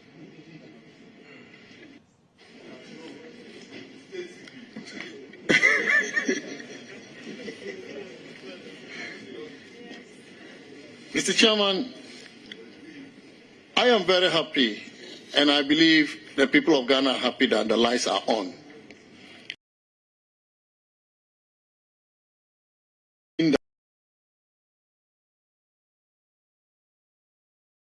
The devastation caused to economies and to living standards when you do not have reliable supply of power. Mr. Chairman, indeed, when it comes to reliability in power supply, I saw figures only 2 days ago suggesting that as far as the duration of outages and the frequency of outages are concerned, ECG is doing better than the benchmarks set by the PURC. So the lights are not just on, but they are also reliable to the extent that duration of outages has reduced below the PURC benchmark, and the frequency of outages has also fallen below PURC's benchmarks. So, Mr. Chairman, this is so much for the Ghanaian and so much for industry. If you want to know the cost of outages, lights off, go back to the Dumso era. Go to Nigeria, go to South Africa, go to Zambia. You will feel the impact of having outages. And to the extent that we have invested in this, one of the reasons our debt levels are high, I mentioned, is the crystallization of the energy sector arrears. And so that investment did not just go down the drain. It went to empower our electricity network to enable us to provide the lights. And this is why the lights are on. Thank you, Mr. Chairman. Right. So, sir, Mr. Chair, the nominee has made reference to transformative policies that lead to economic growth. One of such interventions was the introduction of the SADA initiative on guinea fowl rearing, the commercialization of the guinea fowl business. And in 2013, when SADA appeared before Finance Committee, it indicated that its government had invested over 200 million cedis in the guinea fowl business, and then government had again invested heavily in tractor for the farmers, importation of tractors. It gave a figure of 19 million cedis. Now, again, the chief, they had experienced some challenges, which challenges eventually, we all know that led to a policy failure by way of implementation. Would you agree with me that the failure of this policy, including all the monies that the state lost, has affected development in the areas in the north that were to benefit from this laudable initiative? Mr. Chairman, the three northern regions and the central region are the most deprived in our country. And so we don't have three northern regions now.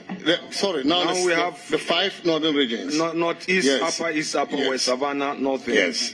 So 3 northern regions then, plus central region. Now 5 northern regions and central region are the most deprived. And various documents of government will prove this. Therefore, any PESWA allocated to support development in these areas that has not been spent well is tantamount to murder. Mr. Chairman, that is murder, because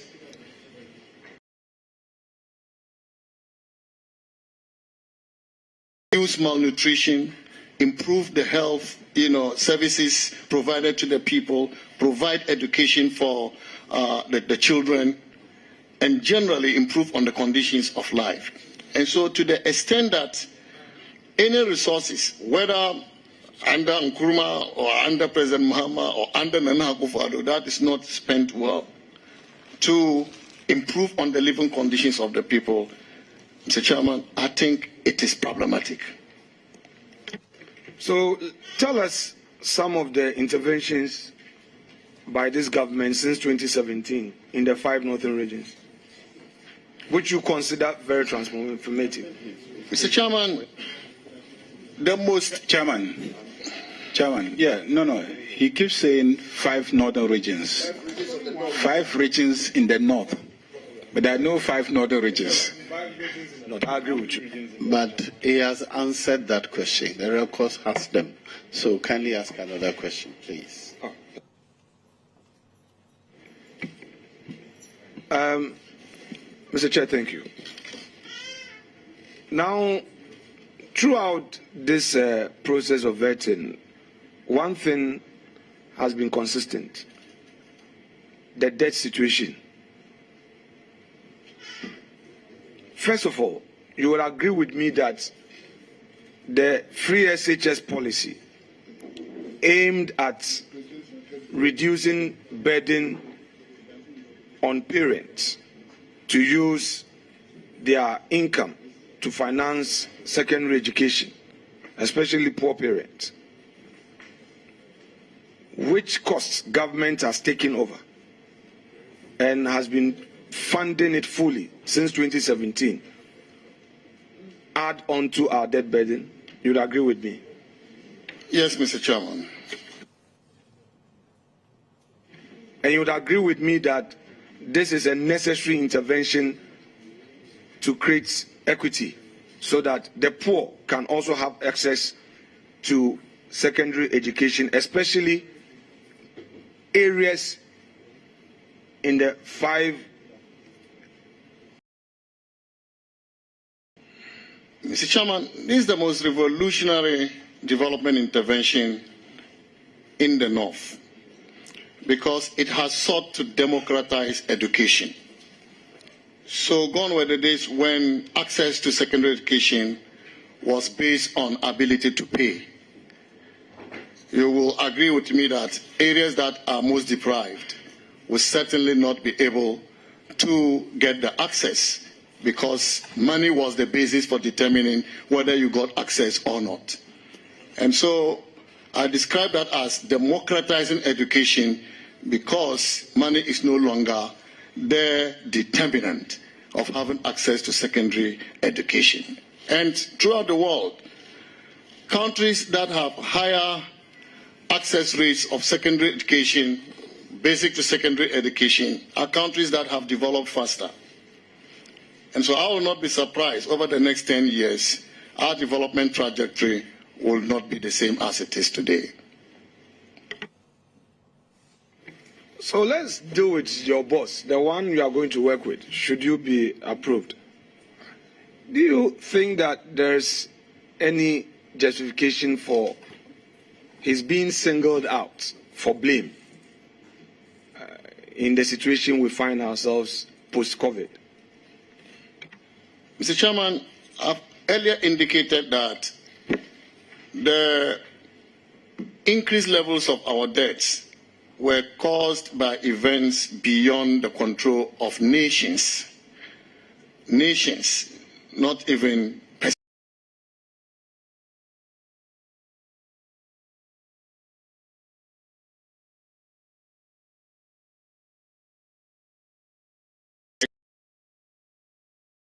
that were not signed even under the MPP government. I'm talking about the power purchase agreements that impose on us onerous excess capacity payments. You know that you sign a power purchase agreement and the agreements are take or pay agreements.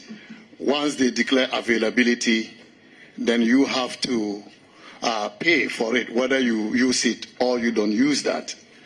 Unfortunately, whilst you have such a contract, you have not incorporated the cost of taking capacity or paying for capacity that you are not using. You have not incorporated that into the tariffs. And so who pays for that? That accumulates and accumulates as arrears and debts that government had to pay. Because we all heard the Association of the Independent Power Producers threatening to shut down their plants. Okay, and government has to pay. And so, Mr. Chairman, this minister could not have been responsible for that. Then also, let me add that you negotiate a take or pay contract. And in that contract, you take responsibility for supply of fuel. What it means is that you have guaranteed availability just by taking on the responsibility for supply of fuel.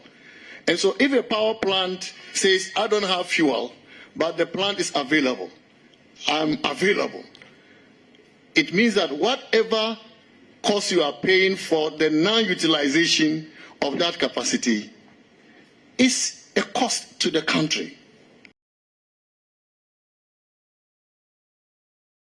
Government, at some time, the legacy debt, $2.4 billion that we inherited, became a accumulation of these areas.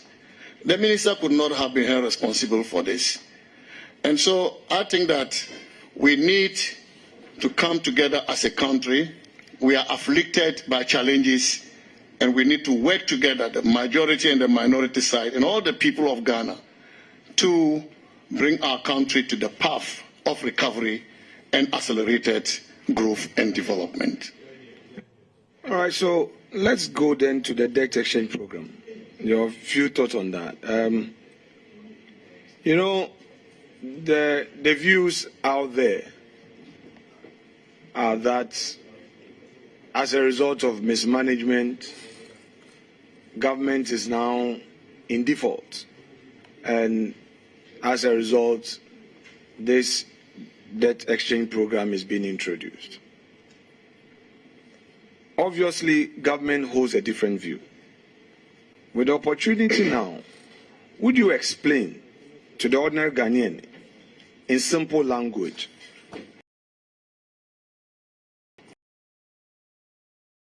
is government doing this in good faith?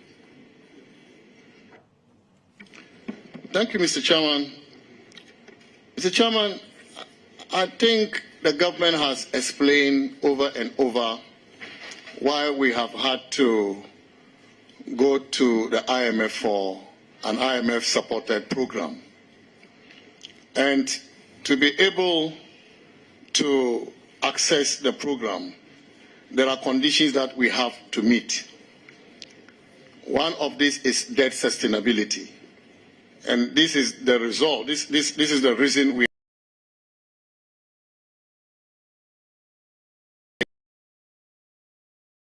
when government to develop our country, we all stand to benefit. And so when government calls on all of us to make sacrifices in order for us to achieve the debt sustainability levels the IMF has negotiated with us, I think it is just right that we show our patriotism, our nationalism. And this is why I think that this debt operation will help assuage the economic pain when the economy recovers as a result of the support we are going to get from the IMF. But it's not just the IMF, because there is what we call catalytic effect. When the IMF approves, the board approves, and the IMF starts disbursing, you will have other financing assurances, other flows coming from other bilateral, multilateral partners.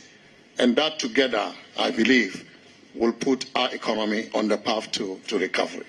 So what do you think government should do differently to earn the trust of the ordinary Ghanaian in this effort?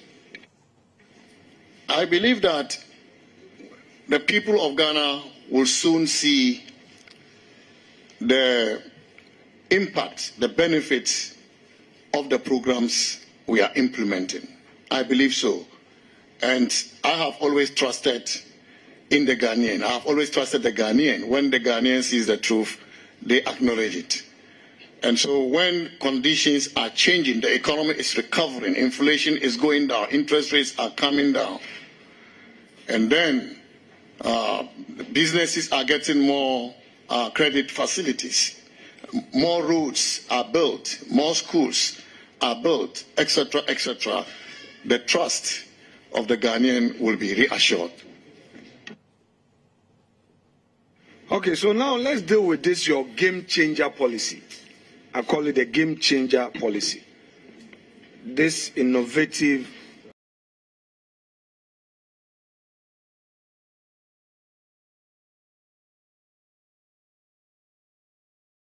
the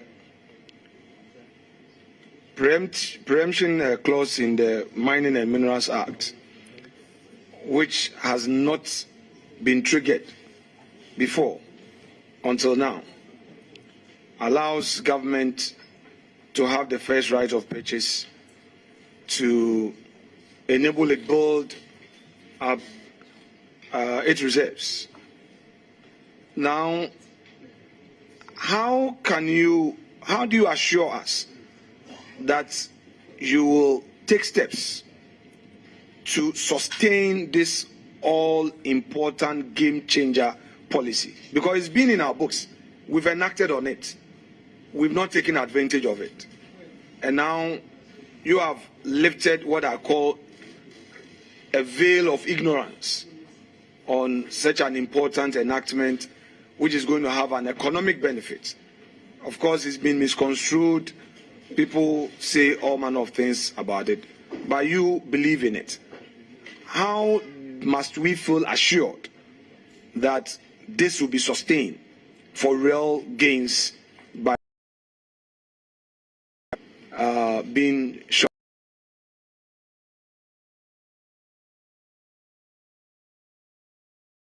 The sustainability of this policy depends on how much gold the Bank of Ghana buys. And I have spoken to the players in the gold industry, the Chamber of Mines, even engaged some of the small-scale miners. And I have seen documents and engaged with the Ministry for Lands and Natural Resources. And I'm convinced that Ghana has enough gold. Ghana has so much gold to last us into the next 2 decades, if not more. Mr. Chairman, as far as we have enough gold, the Bank of Ghana has started implementing that policy. And until they change that policy of buying gold, we will continue to have gold. And once we have enough gold, the policy will be sustained. So, Chair, my last point for the day. Sir, honorable nominee, do you feel disturbed by the fact that you are not going to be considered on merit, especially by the minority side of this House? Because they've already declared, even prior to your coming here, that they are not going to approve of your nomination. They are not, Napo, please. They are not going to approve of your nomination. On this table, it's been clear through a statement issued by their General Secretary. They've held a press conference. Their explanation is that, to them, the size of government must reduce. And their definition of size of government is only limited to government appointees or political appointees. They are not looking at size of government to include the public service structure.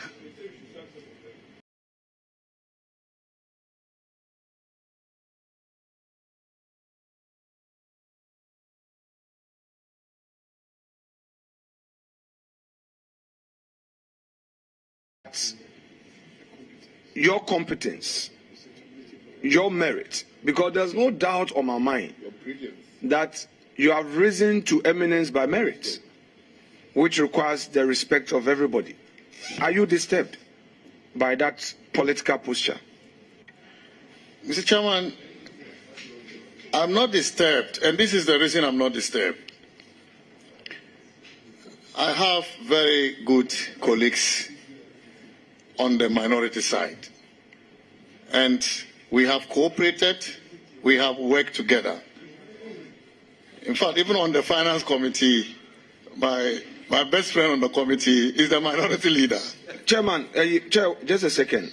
Honorable nominee, please pay attention to me. It is not about relationship now. It's about an order, a three-line whip that go and vote against him, irrespective of.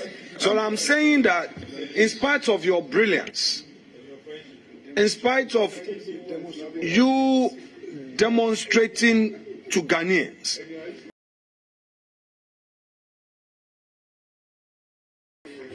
a Dagomba man, a Muslim who has gone through the mill, a mayor, student leader. I mean, we know your records. I was at UCC, and we know your records there. You inspired us into student leadership. Mr. Chairman, I'm saying but this is ethnocentric. This is whipping up religious sentiments.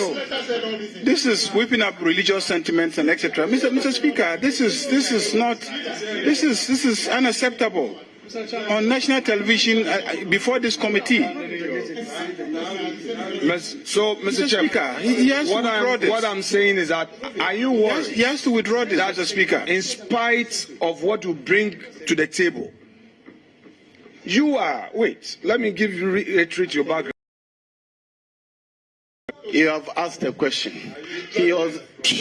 Can I have some order?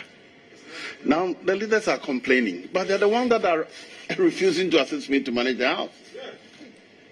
But now they are complaining left and right. You have asked the question. He was answering. Yes. All these embellishments, it comes to the same thing. Can you continue answering the question? Thank you, Mr. Chairman. Mr. Chairman, the point I was developing was that I have worked with some of our colleagues on the minority side. And I know that in that relationship, I've come to respect a lot of them because they have considered issues, one issue after another, on merit. And so, having the opportunity to examine me and having known my experience and my expertise, I believe that even though the party has issued a statement, I believe that the honorable colleagues who know me very well, who have examined me, who I know in most cases have considered issues on the basis of merit, they will reconsider that decision.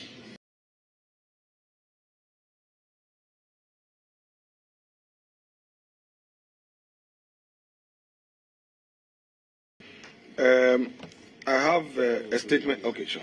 Chairman, thank you. Then you will deal with that.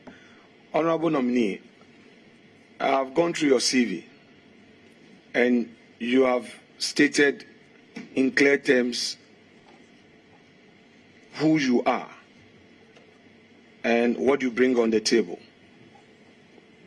From your CV, you have given your own background as a Dagomba man. From your CV, you have stated that you are a Muslim. From your CV, you've given us your educational qualification. I therefore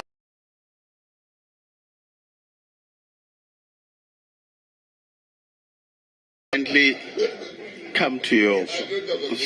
Please don't return to those. So it's clear to me, therefore, that you have all that it takes to deliver on the mandate that Mr. President has bestowed on you. Congratulations, and I wish you many more accomplishments in your political career, sir. Thank you. Thank you, Mr. Chairman. Yes, ranking member. Thank you, Mr. Chairman. Honorable nominee, do you believe in ethnocentrism and religious extremism? Do you believe in that? I'm a Ghanaian. And do you believe that Ghana is made up of various tribes and various religions? That is what I meant, because we have multi-ethnic country, multi-religious country, but our constitution recognizes us as Ghanaians, and I am a Ghanaian. So we see ourselves as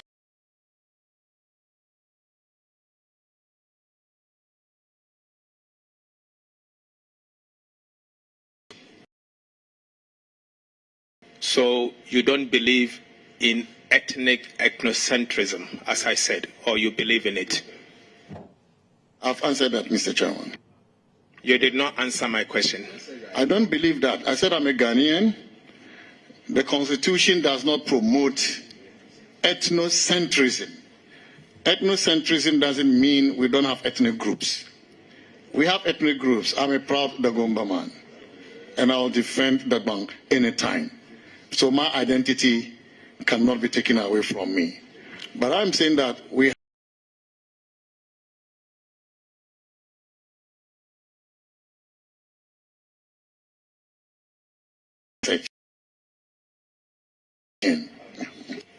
Yes, we all belong to various tribes. I'm a Fanti man and a proud as such. I want to find out from you, do you also believe in religious extremism? I'm a Muslim, but my religion tells me, La ikrahu fid din. In the Quran, La ikrahu fid din. That's what the Quran says, no compulsion in religion.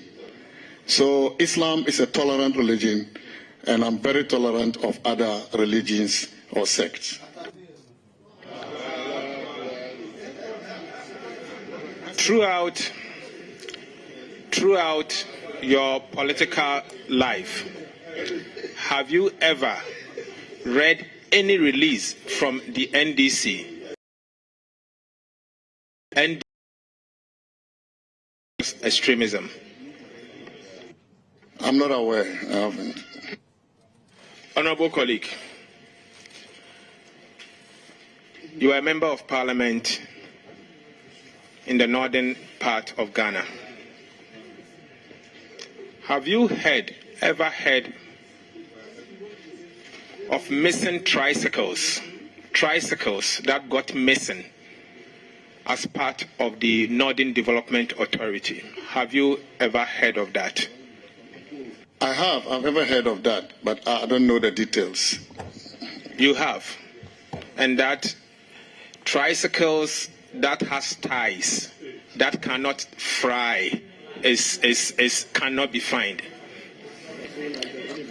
I don't know the details, as I said, Mr. Chairman.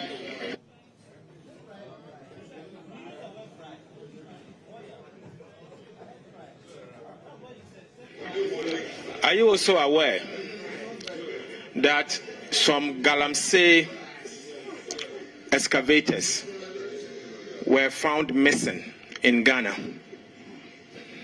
Oh, I read a lot and heard from the media about it.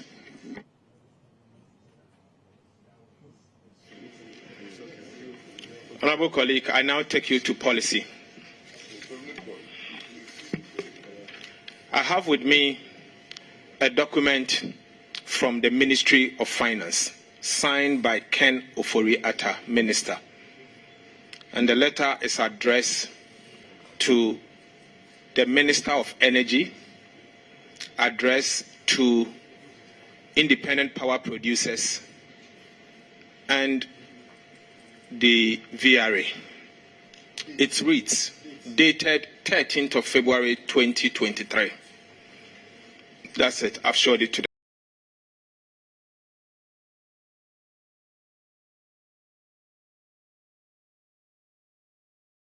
the power producers. And I read the first paragraph. It says, this ministry has taken note of the accumulating arrests and outstanding liabilities into bracket arrests onto you and the operational challenges faced by independent power producers. The arrests are a critical part of government stock of arrests and outstanding debt obligations, the resolution of which remains a key element to be addressed as part of government engagement with the IMF for a program that is now at the staff level agreement, SLA stage.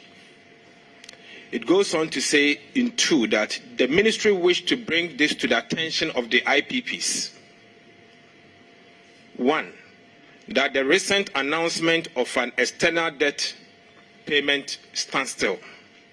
2, government launch of external debt restructuring process, which was initiated by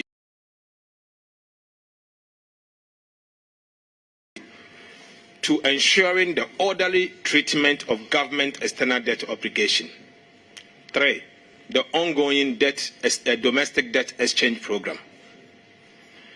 4 says this, government has rolled out a raft of structural reforms aimed at generating sufficient cash to ensure payment in line with your respective power purchase agreement.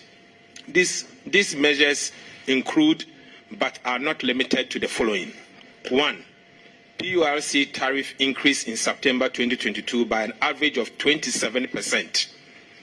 2. PURC implementation of the quarterly tariff adjustment in the last quarter of 2022, resulting in a tariff increase of 29.96%. Honorable nominee, between September to the end of December 2022, government has increased electricity tariffs 2 times, 27% and 29.96%. So together, 57%. Are you?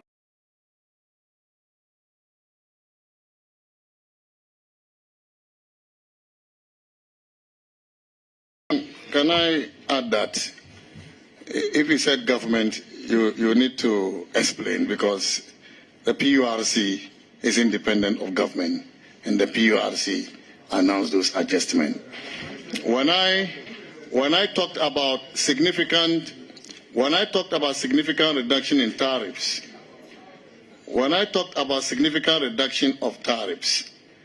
I explained that the government negotiated gas prices down, which created room for reduction in tariffs. It was not the government, but PURC. But the reduction had to be done because the government facilitated that by negotiating gas prices down, which is an important input in determining tariffs for electricity.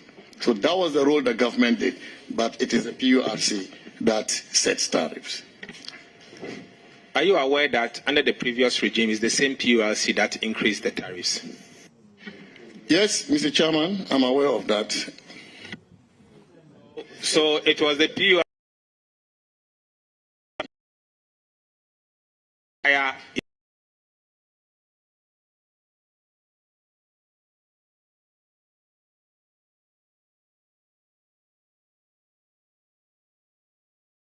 the tariffs to be moderated or decreased. The government has complicity in that as well. Okay, today this letter says that the PURC will review their tariffs quarterly. So that means every quarter the electricity prices may go up, correct? Mr. Chairman, that is not that straightforward. The quarterly adjustment is based on what we call the automatic tariff adjustment. And there are factors that determine that. One of the factors, if you care, is the generation mix. So when you have hydro versus thermal, you know that government is negotiating the capacity charges for most of the power purchase agreements. And so when we are successful and the cost of the thermal component goes down, there is no way the automatic tariff adjustment will go up. In fact, when fuel is another factor, and so to the extent that we are able to stabilize fuel prices, there is no way the tariff will go up. So it doesn't mean that there will be upward adjustment every quarter. It depends on the movement in the variables and the factors that some of which I have talked about.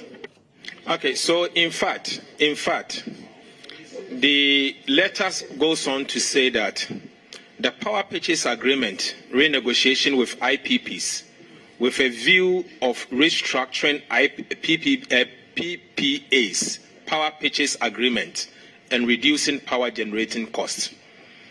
Are you aware that in the year 2019, Parliament of Ghana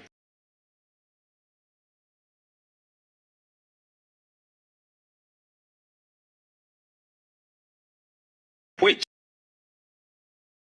the money? I'm not aware, Mr. Chairman. Says in paragraph 5, under the third line, and it says, in respect to IPPs,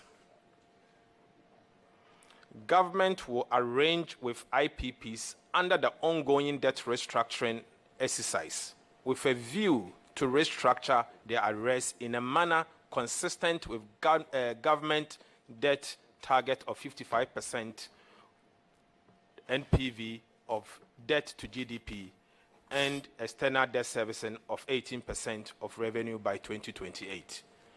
What this letter is telling us is that the arrears that you owe, government of Ghana owes to these IPPs, are also going to go through debt restructuring and a possible haircut. Are you concerned that this can result into a possible power outage because these IPPs may react in a bad way? Mr. Chairman, my understanding from what you read is that there will be debt restructuring with the IPP's debt. I understand that. But this will be restructured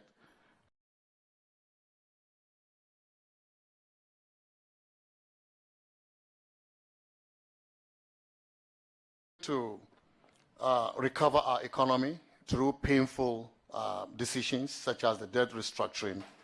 And the power IPPs, they want to operate in an economy plan, to the best of my knowledge.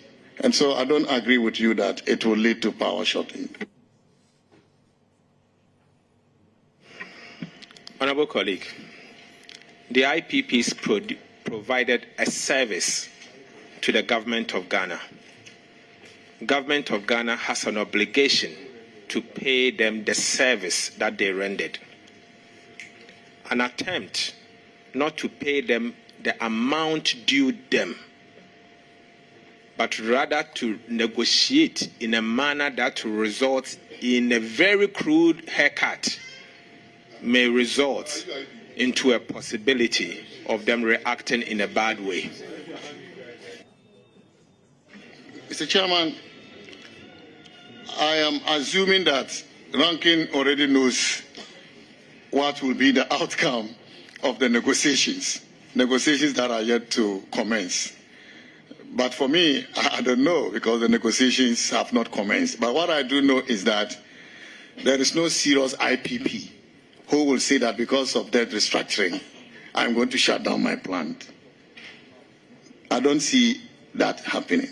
Moreover, we have built some buffers as a result of our conservation policy.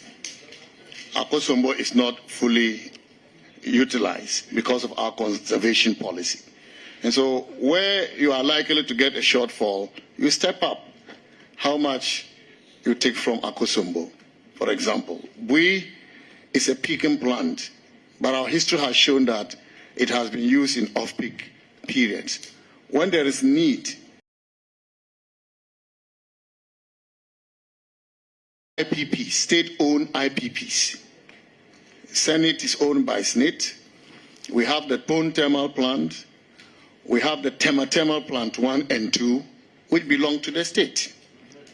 And so what we will need to do is to continue to find the money for fuel procurement, which we have done successfully, to bring our plants into operation if there is any shortfall at all associated with an IPP taking a decision to shut down its plant. But I don't see any IPP doing that. Okay, I can only caution, and we'll wait to see what will happen. I hope and pray that it will not be the same way that we saw pensioners picketing at the Ministry of Finance. But back to debt restructuring that you mentioned. Ghana's public finance architecture provides enough legal and regulatory framework. Public finance architecture provides enough legal and regulatory framework.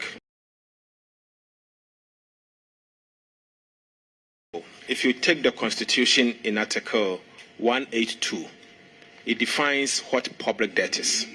What public debt is. Energy bond, ESLA bond. Do you think it's public debt or not a public debt? Mr. Chairman, under the IMF DSA approach, approach is considered public debt.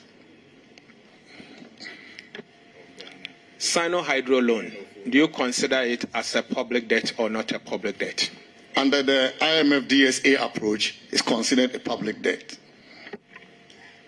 Dache bond, do you consider it as public debt or not a public debt? My answer is same. Under the IMF debt sustainability approach, is considered a public debt. So will you agree with your minister when he decided not to classify this as a public debt? I did not classify them as public debts on the basis of my minister's approach. I mentioned IMF DSA approach. So between your minister's approach and that of IMF's approach, which one will you support? The context is important, Mr. Chairman. The context is important. If for the sake of the IMF debt sustainability negotiation,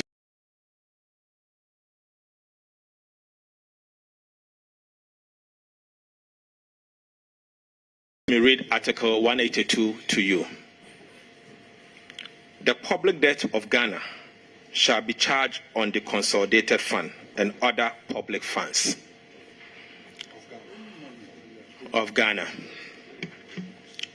It goes on to say that for the purposes of this article, the public debt shall include interest on that debt, sinking fund payment, and redemption money in respect of that debt and the cost, charges and expenses incidental to the management of that debt. ESLA bond is paid using taxes that is approved by the Republic of Ghana. The collections goes into the consolidated fund. It goes to the consolidated fund before it is disbursed for the servicing of the debt. Sino-Hydro, the intention was for you to use royalties. The revenue accruing from royalties, it is public money, and its payment goes into the consolidated fund before you disburse. Dache bond, the disbursement is coming from VAT that is levied on ordinary Ghanaians. Its repayment goes into an account before Get Fund pays. You can call it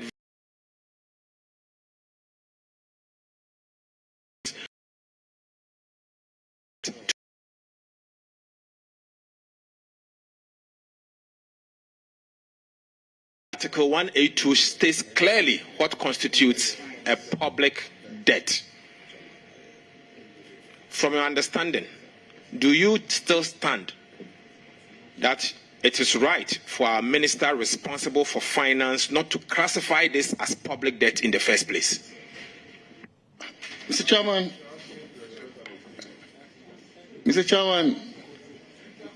I'm familiar with ESLA debt, and I know that ESLA debt is sitting in a private concern, ESLA PLC.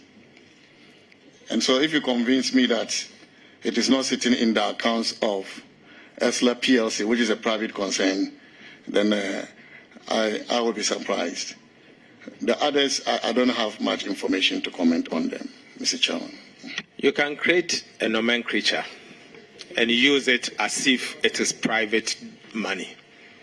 But the truth is, the liability is a guarantee of your tax revenue.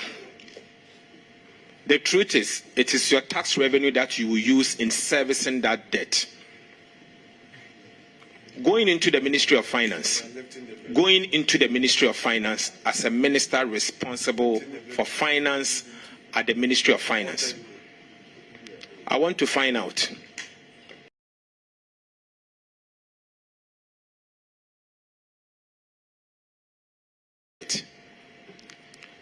anytime you borrow, will you comply with the requirement under the IMF DSA or not? Mr. Chairman, this is a decision for the government to take. I go to Ministry of Finance, my role will be defined for me. I'm not going to take that decision. It's a decision the government will take. Mr. Chairman, thank you. You will be the #1 advisor to the minister responsible for finance as a Minister of State. As a Minister of State, you will be the most closest if appointed. And certainly your ideas will be sought. I want to know from you what you will think. Mr. Chairman, it's a decision the government will take. And I'm not the only advisor who will be listened to. Government will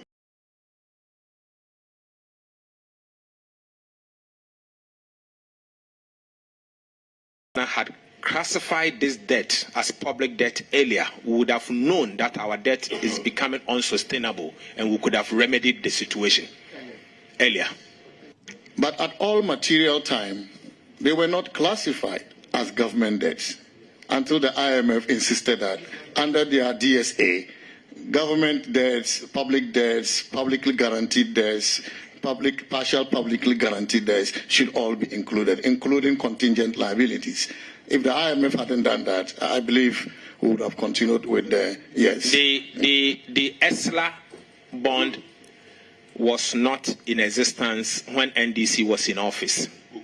Sino Hydro was not in existence when NDC was in government.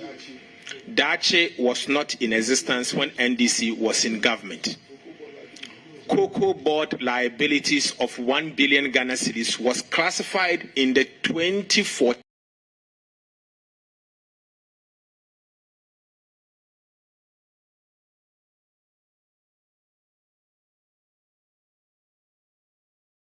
part of the public debt.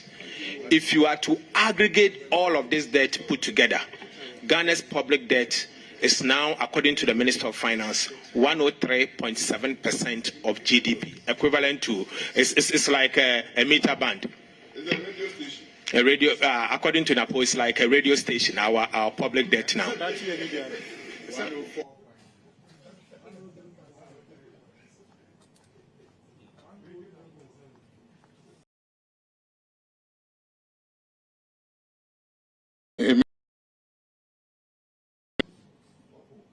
Honorable colleague, apart from the constitutional provisions, if you are to look at the Public Financial Management Act, PFM Act,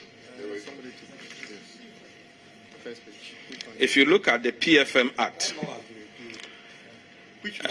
my colleague it looks like he's becoming a little bit out of date because he said the PFM Act has been repealed. It hasn't been repealed. The PFM Act is one of the best laws you can get in this country. You should quote it publicly. So first, the Public Financial Management Act also assists the Minister of Finance and ensures that the Minister of Finance must comply with what we call debt sustainability analysis. Section 16B of the PFM Act, I. Then Section 22 of the PFM Act, Section 54(2)B of the PFM Act, all mentions the need for the minister responsible for finance to conduct a periodic annual debt sustainability analysis. Honorable nominee, what is the reason why Ghana is in such a mess? Mr. Chairman, I don't understand. Are you saying because the debt sustainability analysis have been done every year as provided for by the law, Ghana is in a mess? I don't understand. I'm saying that the architecture of Ghana's financial laws provides the minister responsible for finance enough buffers to see crisis ahead of time and for the minister to act appropriately before the crisis is blown out of proportion. So I want to find out from you, is it that the minister did not comply with the laws, or is it that... Kindly reframe your question. What the minister did or did not do I want to find out from you, is it that these laws are not enough for the minister to be made aware of and to act, or what actually happened, if you have any idea as a member of government of the MPP administration?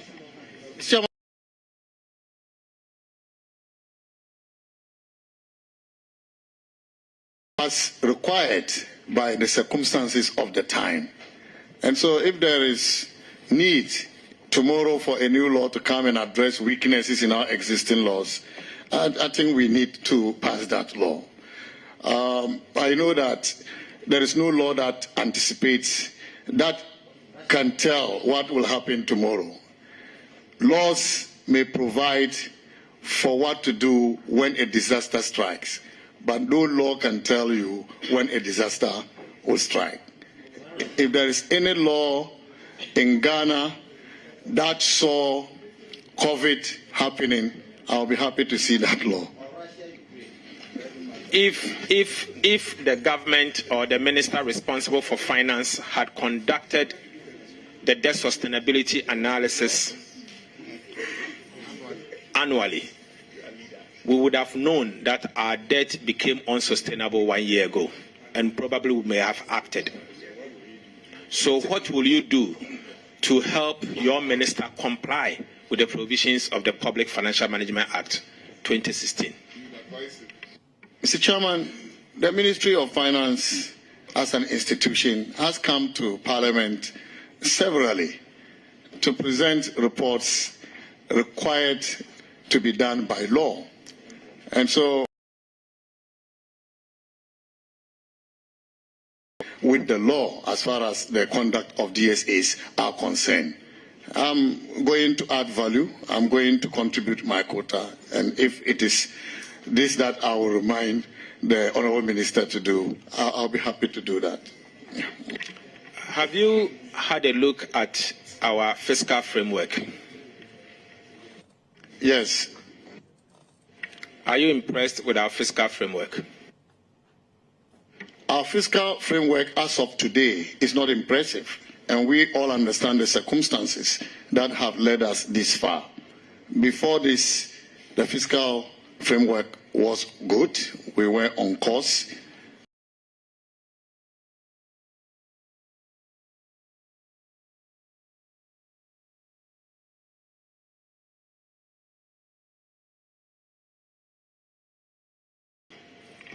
Of the Public Financial Management Act requires of the minister responsible for finance to conduct annual fiscal risk statement for government.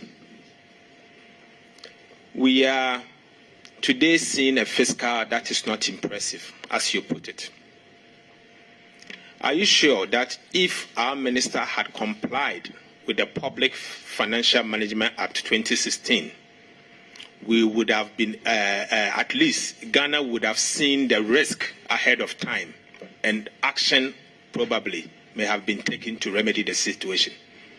Mr. Chairman, I'm unable to answer this because, as I indicated earlier, I am not aware that the minister has not complied with the law.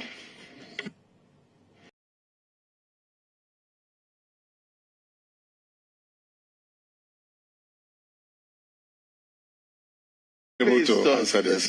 Can I ask another question? Mr. Chairman, this is an important question. I'll reframe it. Mr. Chairman,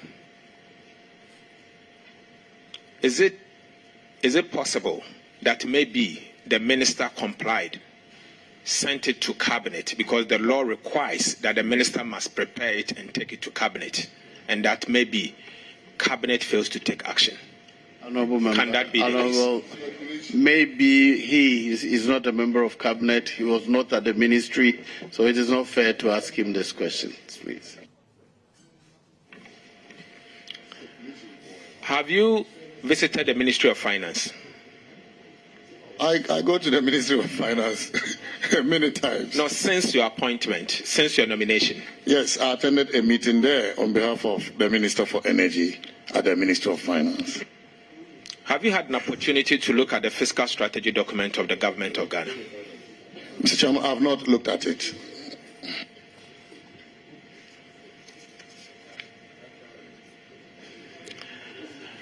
Have you had a look at the Public Financial Management Act? And are you aware that the minister is supposed to prepare what we call the MTDS, Medium-Term Debt Management Strategy? I've not read those sections of the law, Mr. Chairman.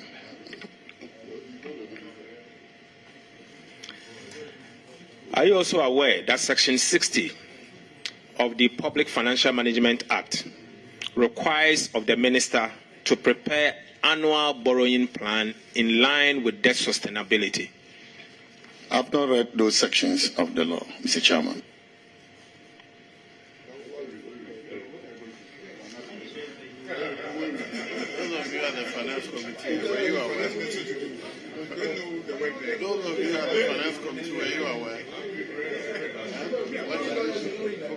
So,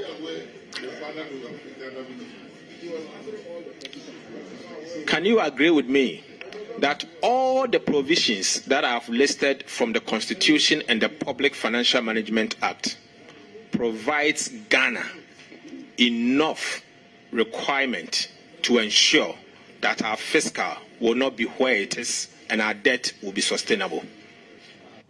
Mr. Chairman, I've said earlier that if there is any law that saw COVID happening, I'll be happy to see that law.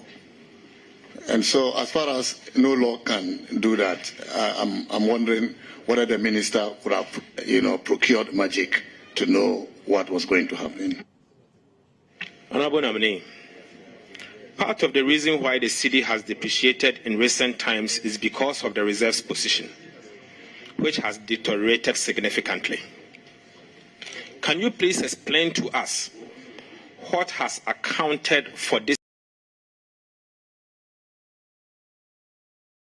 within a period of 13 months gave us $2 billion made up of $1 billion rapid credit facility and $1 billion of SDR, special drawing right? Thank you, Mr. Chairman. Mr. Chairman, I know you mentioned $2 billion. But, Mr. Chairman, we also lost so much in revenue. For example, because of COVID, we lost more than $2 billion in revenue.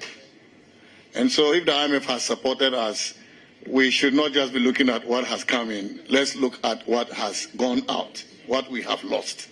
Apart from the revenue that we lost, we also had to spend. And so the net fiscal impact of COVID alone, close to $4 billion, if not more. And so, Mr. Chairman, the situation we find ourselves, as rightly said, if I make reference to the reserves that you talked about, 4.4 months of import cover by end of December 2021, 2.7 months of import cover by end of December 2022. We know what caused it. As a result of the Russia-Ukraine war, the transmission effect of that war came through trade. And we know that food prices increased substantially. In fact, to the extent that the increase in food prices was a 30-year high. Petroleum prices also increased as a result of the logistical challenges occasioned by the war. And so, Mr. Chairman, this also heightened inflationary pressures. And it is not only Ghana that is trying to address the inflation globally. And so, if that affected our international reserves, because you have to continue to rely on your international reserves to support Ghana's international transaction as the cost of forex increased. And this is why our reserve has dwindled to about 2.7% to 2.7 months of import cover. So it is well known, unless you want to doubt it. But this is the main reason, and we all know that. And it's not only Ghana. Last week, the IMF managing director was in Germany, Munich, security. In Ghana, that Ghana was doing well before this disaster and the war between Ukraine and Russia happened. And so it is well known why we are in this state. And we need to come together as a people, as a country, to take our country out of these challenges. And so we need your support, your contributions, and your expertise to enable all of us build our country together. Are you aware that the COVID virus was a pandemic and that it did not only affect Ghana? I'm aware. And that within our West Africa sub-region, Ghana is not the only country that saw COVID and lockdowns. I agree. Do you know the inflation?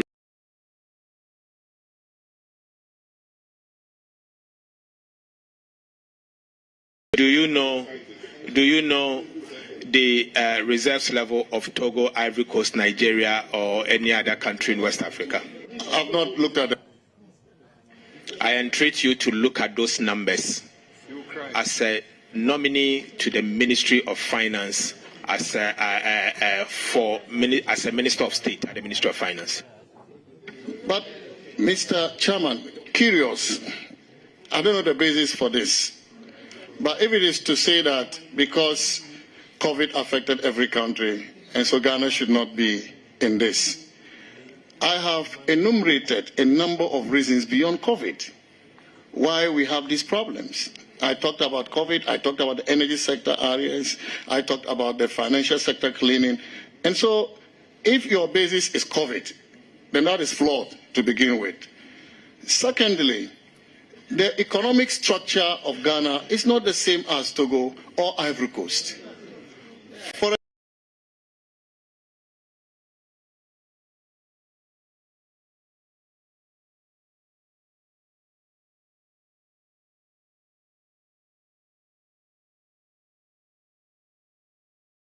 such as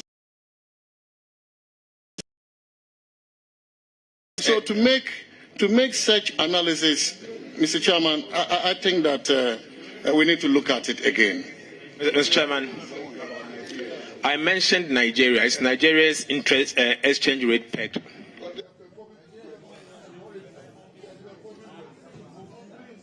Order, please. Order. Mr. Chairman, Nigeria has a flexible exchange rate. But what is the size of Nigeria's economy? There are economies that can absorb shocks more than others. We are a small, open economy, and Rankin knows what I'm talking about. And so we can't make such comparison. It will be very flawed. So the only country in our sub-region that is not resilient to COVID shock or Ukraine shock is Ghana. There are countries that have even experienced the shocks more than Ghana. And this is why I'm saying that if we want to compare the impact on different countries, what will be the basis? Because economic structures differ from one country to another. Honorable nominee,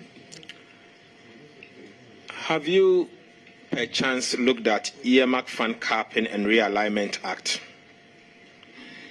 Mr. Chairman, I have not looked at it.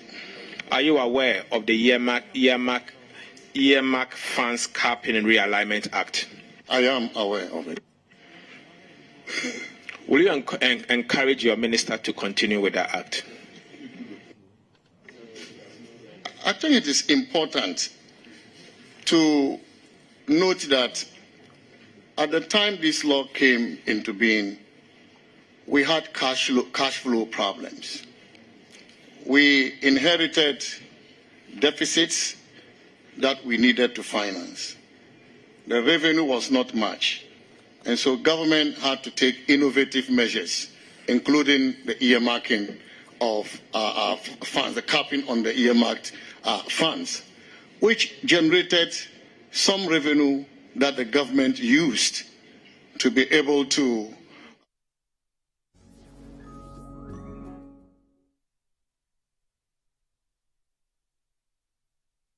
You're still watching City TV. Just gone past was the Minister of State at the Finance Ministry nominee and MP for Karaga constituency in the Northern Region, Mohammed Amin Adam. They're going through the vetting process in Parliament to validate his nomination, and that will bring an end to the number of nominees who have so far gone through the vetting process. Earlier today was Osei-Bones Amwa taking his turn for the position of the Minister of State at the local government, and then also Dr. Stephen Amwa, Deputy Minister nominee for Trade and Industry. And that will be all for our coverage of the vetting process here on City TV. Please keep your dial locked here. My name is Michael Obodu. Thank you.